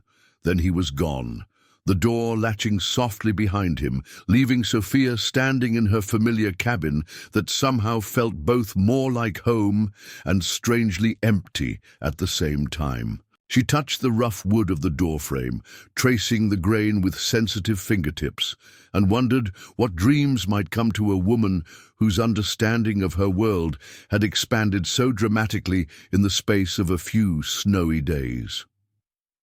Outside, the night was clear and cold, stars hanging in a black sky above the snow-covered prairie. Inside, a blind woman prepared for sleep in her own bed after a journey that had taken her far beyond the physical distance traveled. Whether Ahyoka Blackfeather would remain part of her story or become merely a remarkable chapter in her life remained to be seen. But something fundamental had shifted in Sophia's perception of her place in the world, a widening of possibilities that transcended the limitations of both sight and social convention. As she drifted toward sleep, Sophia found herself listening, not to the familiar sounds of her cabin, but to the memory of Cherokee words spoken in a gentle voice. "Donadagovi, Wessa. Until we meet again, cat who walks in darkness with confidence." Morning arrived with the distinctive sounds of an axe striking wood, rhythmic, purposeful strokes that penetrated Sophia's dreams before fully waking her. For a disorienting moment, she thought herself back in Pennsylvania, her father splitting logs outside their farmhouse. Then reality reasserted itself as her hands encountered the familiar patchwork quilt covering her bed in the Dakota homestead. Ahyoka was fulfilling his promise to chop wood before departing. The realization brought Sophia fully awake. She rose quickly, dressing with the efficiency of long practice, her fingers identifying clothing items by texture and position. As she plaited her hair into a simple braid, she calculated that she'd slept later than usual, the exhaustion of yesterday's journey finally catching up with her. Outside, the chopping paused, followed by the distinctive sound of split logs being stacked. Against the cabin wall, Sophia moved to the fireplace, finding it already built up and burning steadily. Ahyoka's work done silently while she slept. The coffee pot bubbled on its hook above the flames, its rich aroma filling the small space. The door opened, bringing a gust of cold air and Ahyoka's distinctive presence. "Morning brings sun again," he announced. "Good day for travel." His footsteps crossed to the table where he set down what sounded like an armload of kindling. "Coffee ready. Smell good." "You've been busy," Sophia observed, moving to the cupboard. "For mugs.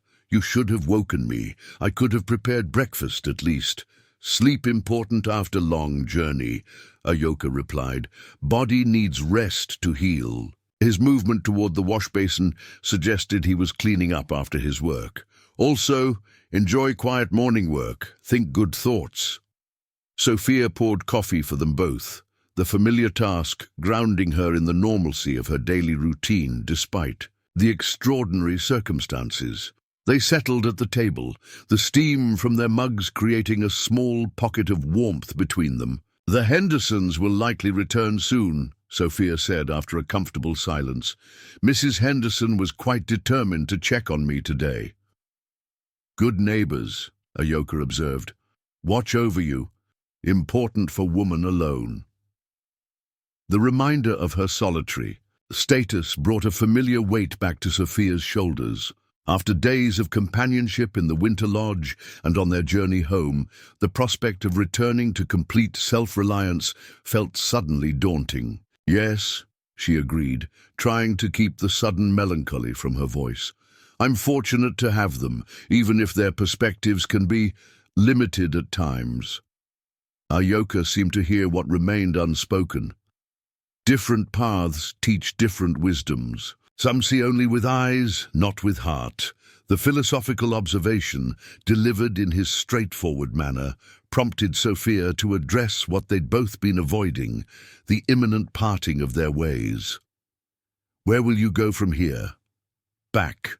To your winter lodge." A slight shift in Ahyoka's position suggested he was looking out the window as he considered his response. "Lodge good for few more weeks of winter. Then move north when spring begins. Follow game, collect plants for medicine. Summer camp near Turtle Mountain, where other free Cherokee gather sometimes." "Free Cherokee?" Sophia questioned, curious about the distinction. "Some Cherokee forced to stay on reservation in Indian Territory," Ahyoka explained, a subtle edge entering his typically even tone. "Government say all Cherokee must live there. But some, like my family, choose different path. Live free, keep old ways where possible, learn new ways where needed. Not many, but enough to remember who we are." The concept of maintaining identity while adapting to changing circumstances resonated deeply with Sophia. Wasn't that precisely what she had done after losing her sight? After losing Michael? Continuing forward while honoring what came before. Finding new paths without abandoning the essence of who she was.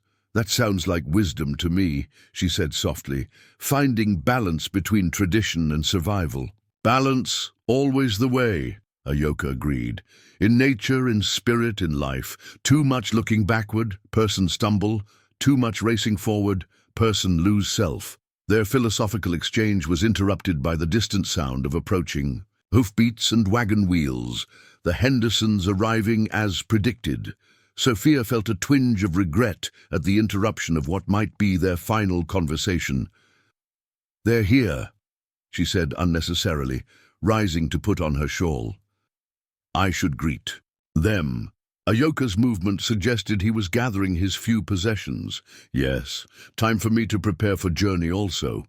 Before Sophia could respond, a knock sounded at the door, followed immediately by Mrs. Henderson's voice calling her name. The older woman's concern was evident even through the wooden barrier. "Coming!" Sophia responded, moving across the room. With practiced ease, she opened the door to the familiar sounds and scents of her neighbors, Mrs. Henderson's lavender water, the jingle of Mr. Henderson's pocket watch chain, the earthy tobacco smell that always accompanied him. "Good morning," she greeted them. "Please come in out of the cold." "We brought more supplies," Mrs. Henderson announced, bustling inside with the energy that characterized her every movement. "Jim shot another deer yesterday, and I've baked extra bread. How are you feeling this morning, dear? Any lingering effects from your ordeal?" The rapid-fire concerns were typical of the motherly woman who had taken Sophia under her wing since Michael's death. Behind her, Mr. Henderson's heavier tread entered the cabin, followed by a grunt of acknowledgement that served as his standard greeting. "I'm well, thank you," Sophia assured them. "Just a bit stiff from the journey, but nothing serious. And we're already well supplied with venison, thanks to your generosity yesterday. Can never have too much meat put by," Mr. Henderson stated in his laconic manner. His attention shifted perceptibly. "Morning, Blackfeather. Saw the woodpile you've built up. Good work there." The simple acknowledgement from the typically taciturn settler represented significant progress from the suspicious silence of the previous evening. Sophia felt a surge of appreciation for Mr. Henderson's practical nature that allowed him to recognize valuable contributions regardless of their source. "You would keep Mrs. Winters warm until spring thaw," Ahyoka responded, his voice revealing neither pride nor false modesty. "Split some smaller for kindling too, stored in box by door." "Thoughtful," Mrs. Henderson commented, her tone suggesting reluctant approval. "We brought some things for your journey as well, Mr. Blackfeather, some provisions, and Jim has a spare coat that might serve you better than that thin buckskin in this weather." Sophia heard Ahyoka's measured steps as he approached the Hendersons. "Very kind," he said simply. "Wado, thank you." An awkward silence followed, broken by Mr. Henderson clearing his throat. "Weather's holding clear today. Good traveling conditions if you're meaning to head out. The subtle prompt wasn't lost on anyone present. Despite the minor thawing in relations, the Hendersons clearly expected, perhaps hoped, that Ahyoka would depart promptly now that Sophia was safely home and under their watchful care. Yes, Ahyoka agreed without offense. Good day for travel. Sun strong enough to show path clearly. He moved toward the door, his footsteps nearly silent even on the wooden floor. We'll prepare now. Leave soon. As he stepped outside, presumably, to gather his things from the barn, Mrs. Henderson immediately moved closer to Sophia. You're certain you're all right, dear? No ill effects from your unusual situation? The concern, though genuine, carried undercurrents of the same social anxiety the older woman had expressed the previous evening. Sophia repressed a sigh, recognizing that her neighbor's worldview simply couldn't accommodate the profound connection she had formed with Ahyoka during their brief acquaintance. I'm perfectly fine, she assured Mrs. Henderson firmly. Thanks to Mr. Blackfeather's care and knowledge. Without him, we wouldn't be having this conversation. Mr. Henderson made a non-committal sound that nevertheless suggested reluctant agreement. Man knows his woodcraft, I'll give him that. Jimmy says he showed him some tracking signs yesterday that even old Fergus Macready doesn't know, and Fergus was a mountain man 30 years before the territory opened. This acknowledgement of Ahyoka's skills from the settler patriarch represented perhaps the highest praise he could offer. Sophia seized the opportunity to continue building the fragile bridge of understanding. His knowledge goes far beyond mere survival skills, she explained. He understands the land, the weather patterns, the behavior of animals in ways that come from generations of observation and experience. And he shared that knowledge freely, even with a stranger. Mrs. Henderson's movements suggested she was unpacking the supplies she'd brought while listening. Well, it was fortunate for you that he happened to be nearby during the storm. Providence works in mysterious ways indeed. The reduction of Ahyoka's purposeful rescue to mere coincidence or abstract divine intervention bothered Sophia. But she recognized the futility of trying to explain his spiritual journey or the vision that had led him to search for her. Such concepts lay too far outside the Hendersons' Protestant framework to be accepted without creating more discomfort than understanding. Indeed it does, she agreed instead, deciding to focus on practical matters. What else have you brought?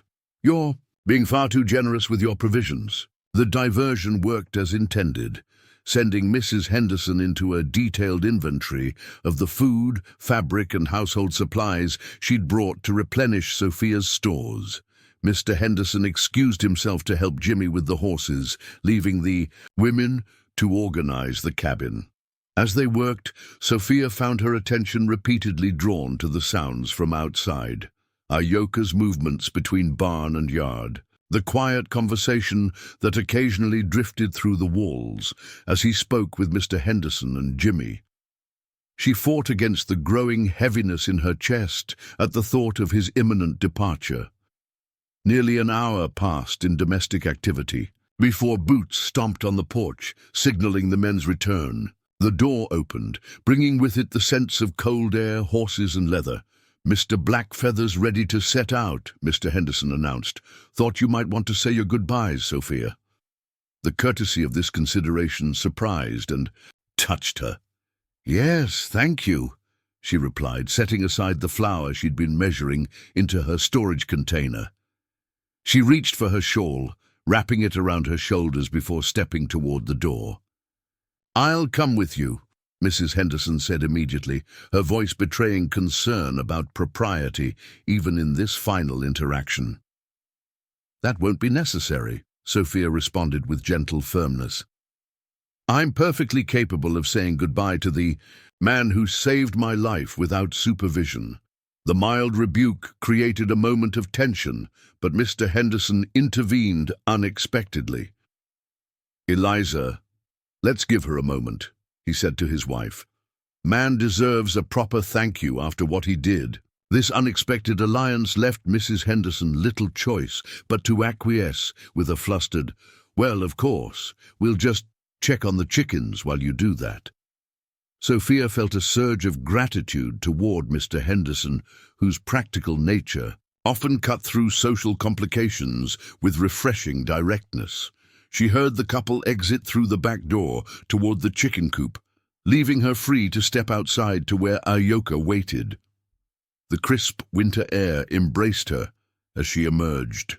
Onto the porch, the quality of sound suggested a bright, clear day, snow reflecting sound cleanly, the distant call of birds venturing out in the improved weather, the subtle creak of leather that told her Ahyoka stood nearby with his pack ready for travel. "Data, Hendersons have been very generous with provisions for your journey," she said, moving toward his voice. "I hope you'll accept them in the spirit they're given." "Good people with good hearts," Ahyoka observed, beginning to see past fear. "Important step." Sophia nodded, understanding the significance of the settlers' small gestures toward acceptance. "Will you have enough supplies to reach your winter? Lodge safely?" "Yes, more than enough now." A smile seemed to color his voice as he added, "Henderson man give not just coat, but hat, gloves too. Say winter not finished with territory yet.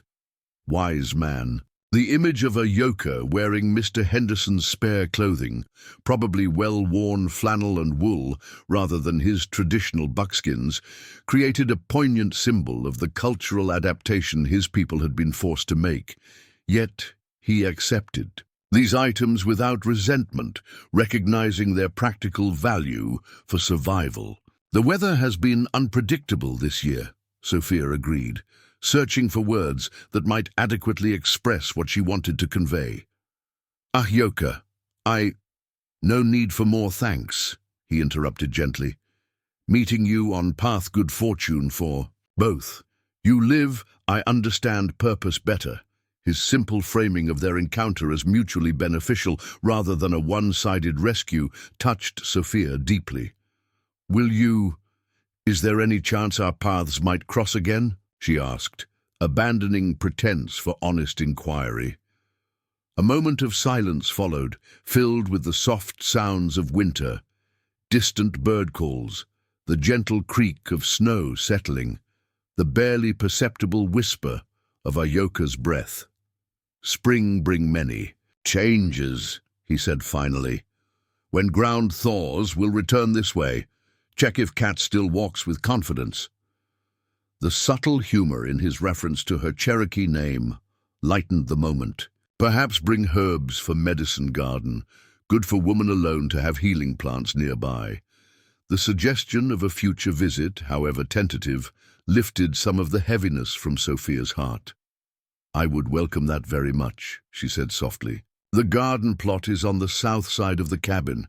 The soil there is good. Michael chose it carefully. Remember," Ahyoka said, his voice taking on the more formal tone he used when sharing important knowledge.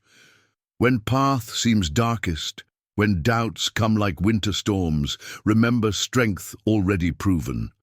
Woman who walk through blizzard can face any challenge." The simple wisdom, delivered without condescension or pity, affirmed Sophia's capabilities rather than her limitations. It was perhaps the greatest gift he could offer, seeing her as whole and capable rather than defined by what she lacked. "I'll remember," she promised, "and you remember that even among white settlers, there are those who can learn to see with more than their eyes." Ahyoka's soft chuckle acknowledged her point. Truth. A slight rustle of clothing suggested he was adjusting his pack. "Time to walk now. Sun good for traveling." Sophia extended her hand, the gesture bridging their different cultural traditions of farewell. Ahyoka's large hand enveloped hers, warm and calloused from a lifetime of self-reliance in harsh conditions. The touch lasted only moments but conveyed mutual respect that transcended words. "Donadagovi, Weza," he said, the Cherokee farewell now familiar to her ears. "Until we meet again, Ahyoka Blackfeather." Sophia responded, tasting the bittersweet mixture of gratitude for what had been and hope for what might yet be. His hand released hers, and his footsteps moved away across the snow-covered yard. Sophia remained on the porch, tracking his progress through sound. The crunch of snow beneath his feet, the slight jingle of metal from the supplies the Hendersons had provided, the gradual diminishing of these auditory markers as distance grew between them. She stood there long after the sounds of his departure had faded completely, her keen hearing stretched to its limits, seeking any lingering trace of his presence. Eventually, the cold penetrated her shawl, prompting her to return inside, where practical life awaited with its endless demands and responsibilities. As she crossed the threshold, Sophia's fingers brushed against something unfamiliar secured to the doorframe, a small object made of wood, feather, and sinew that hadn't been there before. Exploring it carefully with sensitive fingertips, she recognized a miniature carving of a cat, its back arched confidently with tiny, detailed features that spoke of remarkable craftsmanship, a Cherokee protection charm left without comment as Ahyoka's parting gift.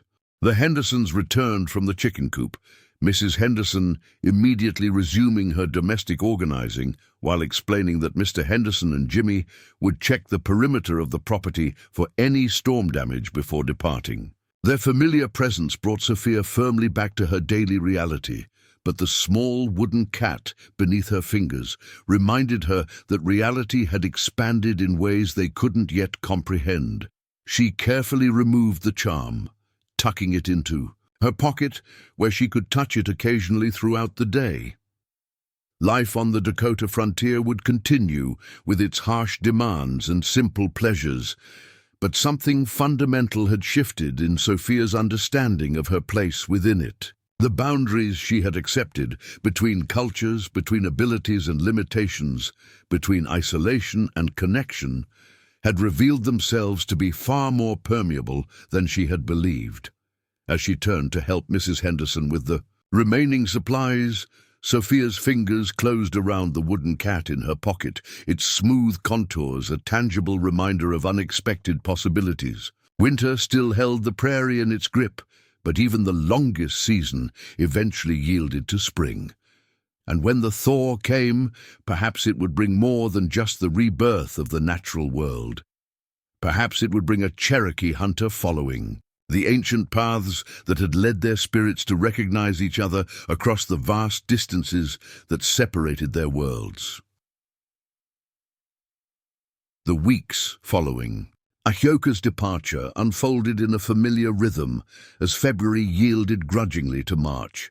Sophia settled back into her routine of daily chores, tending her chickens, preparing meals, mending clothing, and managing the myriad tasks required of a homesteader. The generous woodpile Ahyoka had created stood as a daily reminder of his presence. Each log she added to the fire, connecting her to the man who had saved her life during the blizzard. The Hendersons checked on her regularly, their visits typically coinciding with Jimmy's trips to the settlement for supplies or mail. Mrs. Henderson had organized a rotation among the settlement women to ensure Sophia was visited every few days, a system she referred to as neighborly duty, but which Sophia recognized as thinly disguised supervision of the blind widow. "Mrs. Peterson will come by on Thursday," Mrs. Henderson explained, during one such visit, her knitting needles clicking steadily as they sat by Sophia's fire. "She's bringing her youngest, Martha, who's been asking to learn more carding and spinning. I told her you're the most skilled hand with wool in the settlement. I'm happy to teach Martha," Sophia replied, her own fingers deftly working the sock she was knitting. "She has a natural feel for fiber arts." Mrs. Henderson acknowledged, the brief pause in her needles suggesting a change in topic. "Sophia, dear, there's been some talk in the settlement about your adventure during the blizzard." The delicate phrasing didn't disguise the older woman's meaning. Gossip had evidently been circulating among the settlers regarding Sophia's time with Ahyoka. "I imagine there has," Sophia responded evenly, continuing her knitting without missing a stitch. People often find the most mundane topics fascinating when winter limits their diversions. Mrs. Henderson sighed, clearly torn between community expectations and her genuine affection for Sophia. It's not that simple, dear. Reverend Collins specifically mentioned concerns during Sunday service, not naming you directly, of course, but speaking about the dangers of fraternization with natives, particularly for vulnerable women alone on homesteads. The interference of the settlement's preacher, a rigid man whose theological certainties often seemed more important to him than Christian compassion, came as no surprise to Sophia. Since arriving in Cottonwood, she had found his sermons increasingly focused on the perceived threats to settler society rather than spiritual guidance. I wasn't aware that survival constituted fraternization, Sophia remarked, unable to entirely suppress the edge in her voice. Perhaps Reverend Collins would have preferred I freeze to death with my virtue intact rather than accept shelter from a Cherokee man. Sophia, Mrs. Henderson sounded genuinely shocked. No one wishes that. It's just appearances matter on the frontier. Order must be maintained, particularly regarding certain boundaries. Sophia's fingers stilled on her, knitting as she turned her face toward her neighbor. Mrs. Henderson, Eliza, I understand your concern, truly, but I cannot and will not dishonor Ahyoka Blackfeather by pretending my rescue was anything other than what it was. An act of extraordinary kindness and courage from a man the Reverend Collins would have me treat as beneath basic human consideration. The room fell silent, except for the crackling of the fire. Sophia could almost feel Mrs. Henderson's internal struggle between social convention and simple human decency. He did save your life, the older woman finally conceded. And Mr. Henderson was quite impressed with his woodcraft and that clever method of stacking logs to create air circulation. This practical acknowledgement of Ahyoka's skills represented the highest praise Mrs. Henderson could offer within her worldview.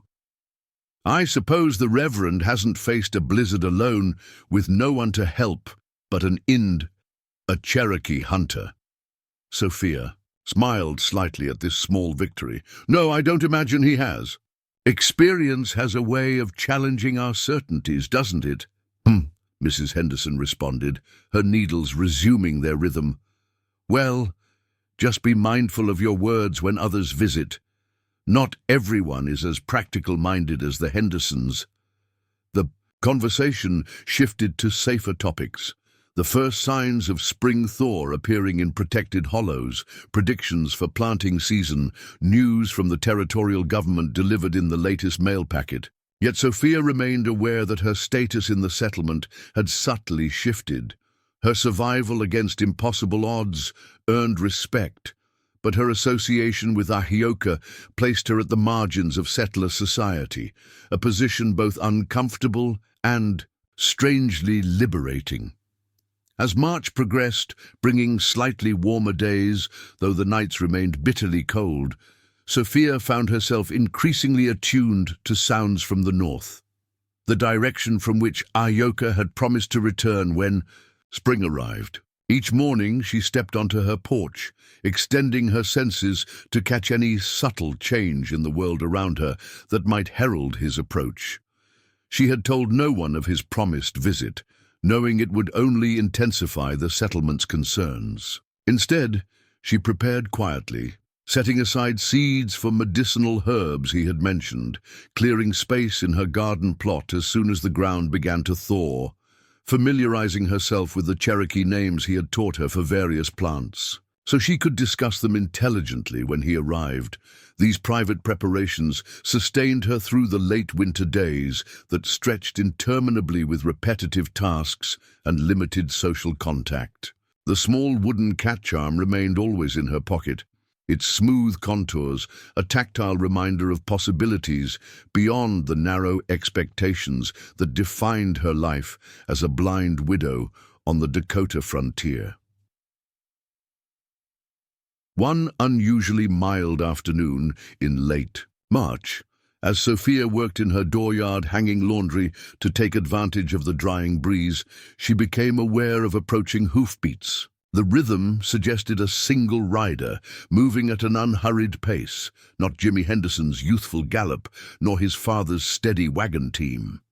She paused, head tilted to better capture the sound, a flutter of anticipation rising in her chest before reason tamped it down. Ahyoka traveled on foot, not horseback. The rider drew closer, eventually stopping at her gate. "Mrs. Winters?" A man's voice called, unfamiliar, with the slightly nasal quality of Eastern pronunciation, not yet weathered by frontier living. "Yes?" Sophia responded, turning toward the voice while wiping her hands on her apron. "Can I help you?"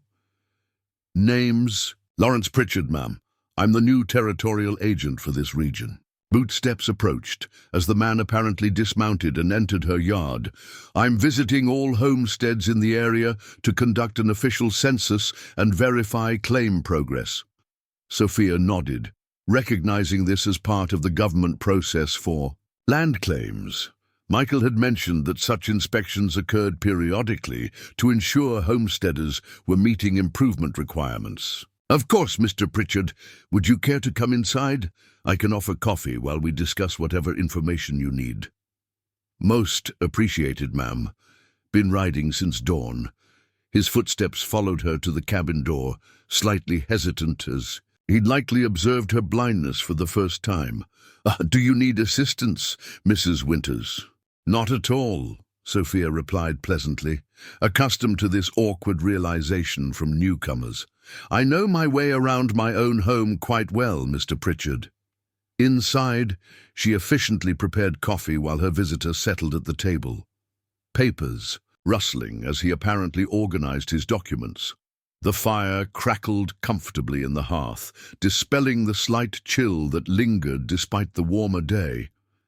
"Now then," Pritchard began after accepting the coffee she placed before him. "I understand this claim was originally filed by Michael Winters in 1871. You're his widow, correct?" "Yes," Sophia confirmed, seating herself across from him. "Michael passed away in December of 72, consumption." "My condolences, ma'am." The perfunctory sympathy preceded more rustling of papers.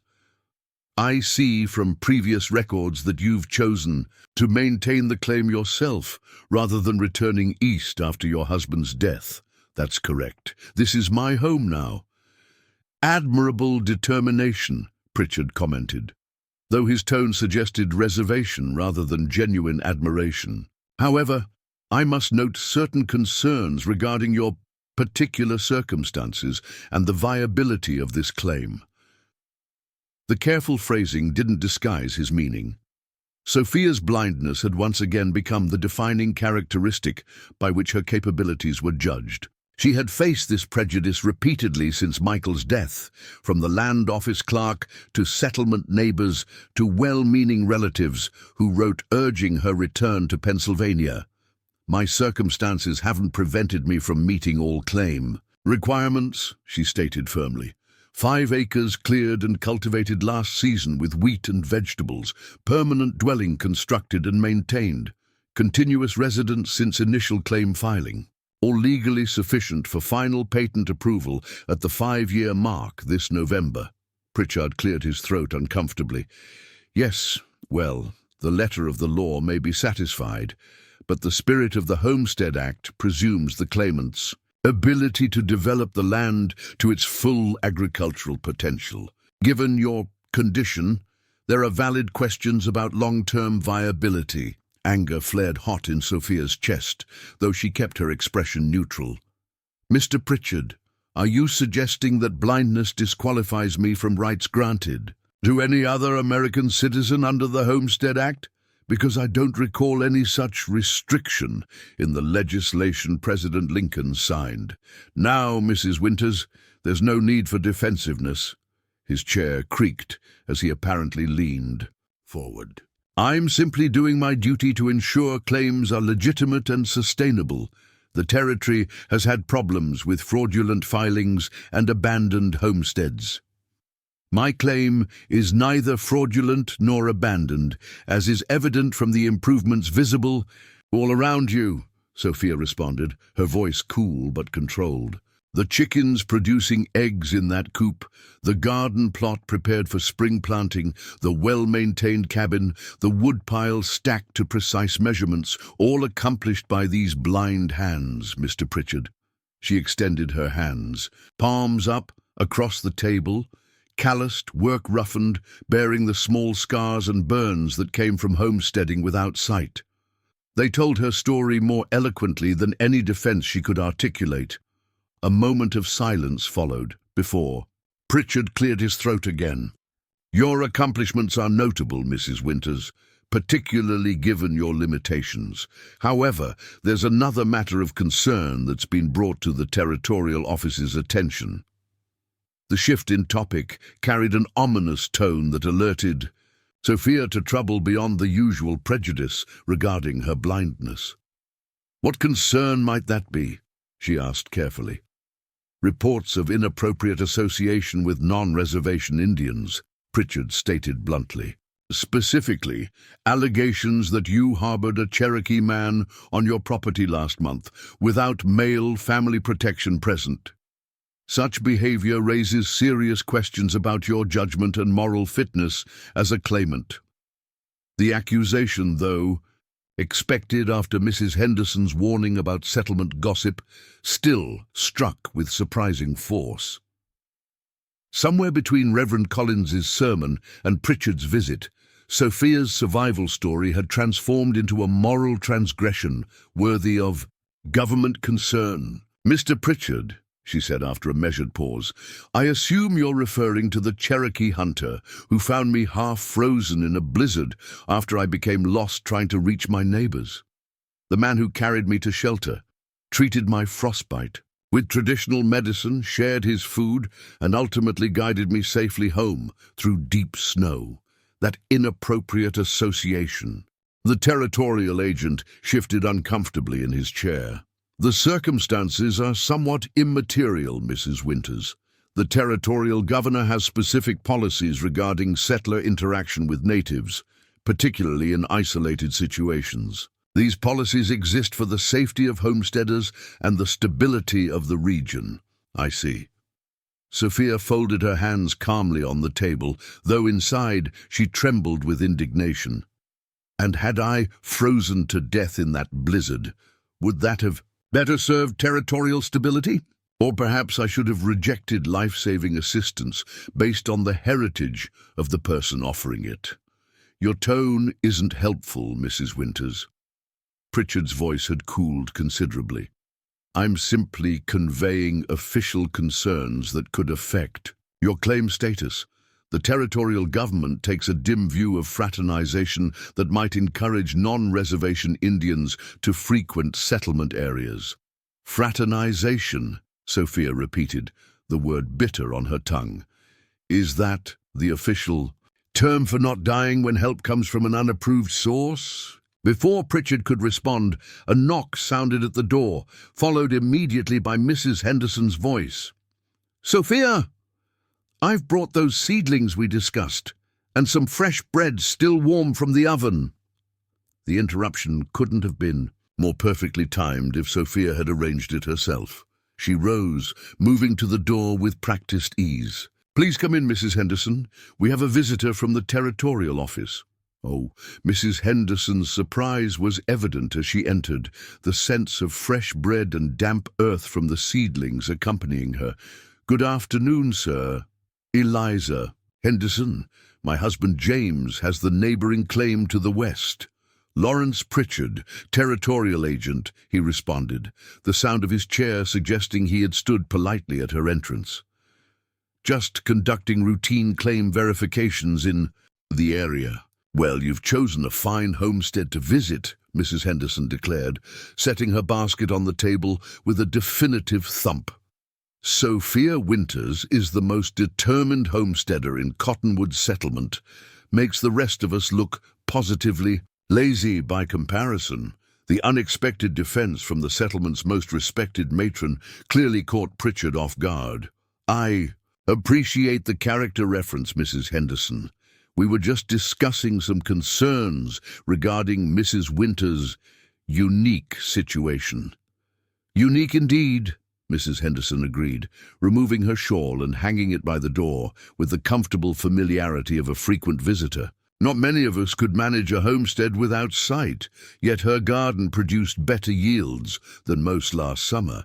James says it's because she can feel when the soil's exactly right for planting, while the rest of us are just guessing. Sophia felt a rush of gratitude for the older woman's sturdy support, especially given their conversation about settlement gossip just weeks earlier.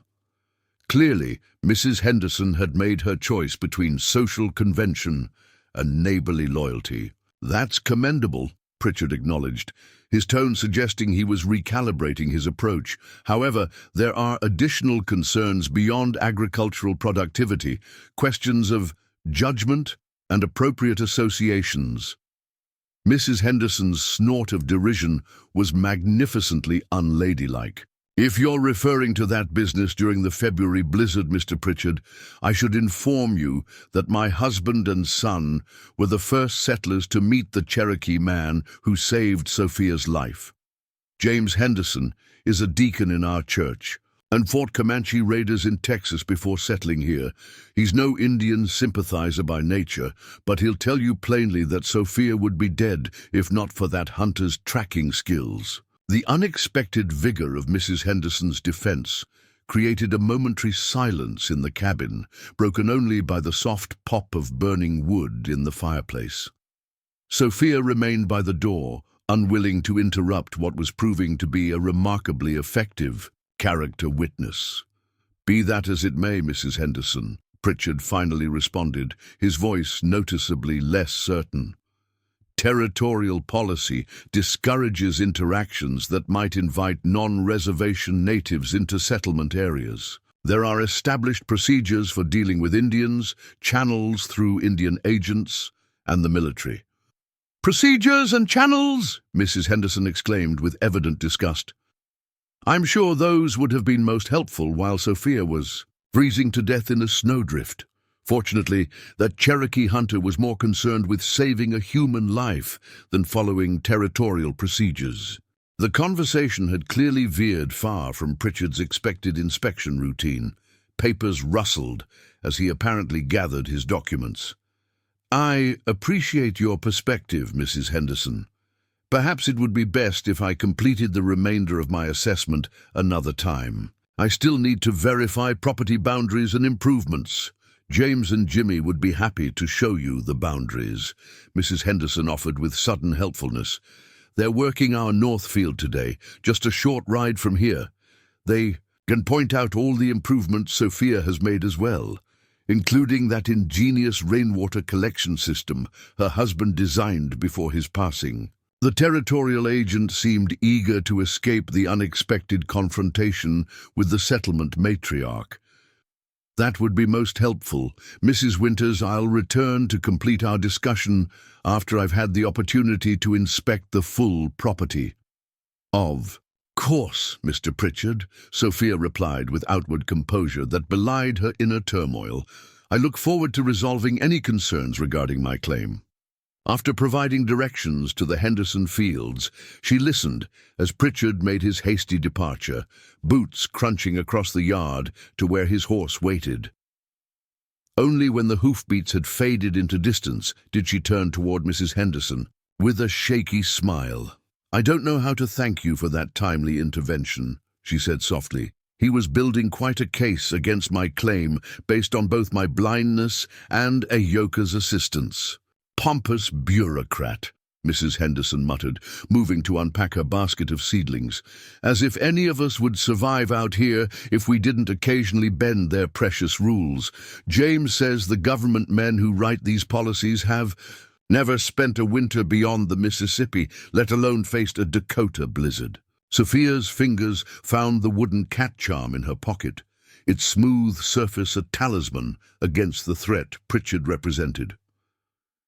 "Do you think he'll recommend against my claim?" Mrs. Henderson's hands stilled on the seedling pots. Not if James Henderson has anything to say about it, she stated firmly. My husband may be a man of few words, but those he speaks carry weight. By the time that agent returns, James will have reminded him that 3 congressional representatives owe their election to Henderson family connections back in Ohio. This unexpected revelation of political influence explained much about the Hendersons' standing in the settlement. Sophia had always known they were more educated and financially secure than most frontier families, but had never suspected connections to political power.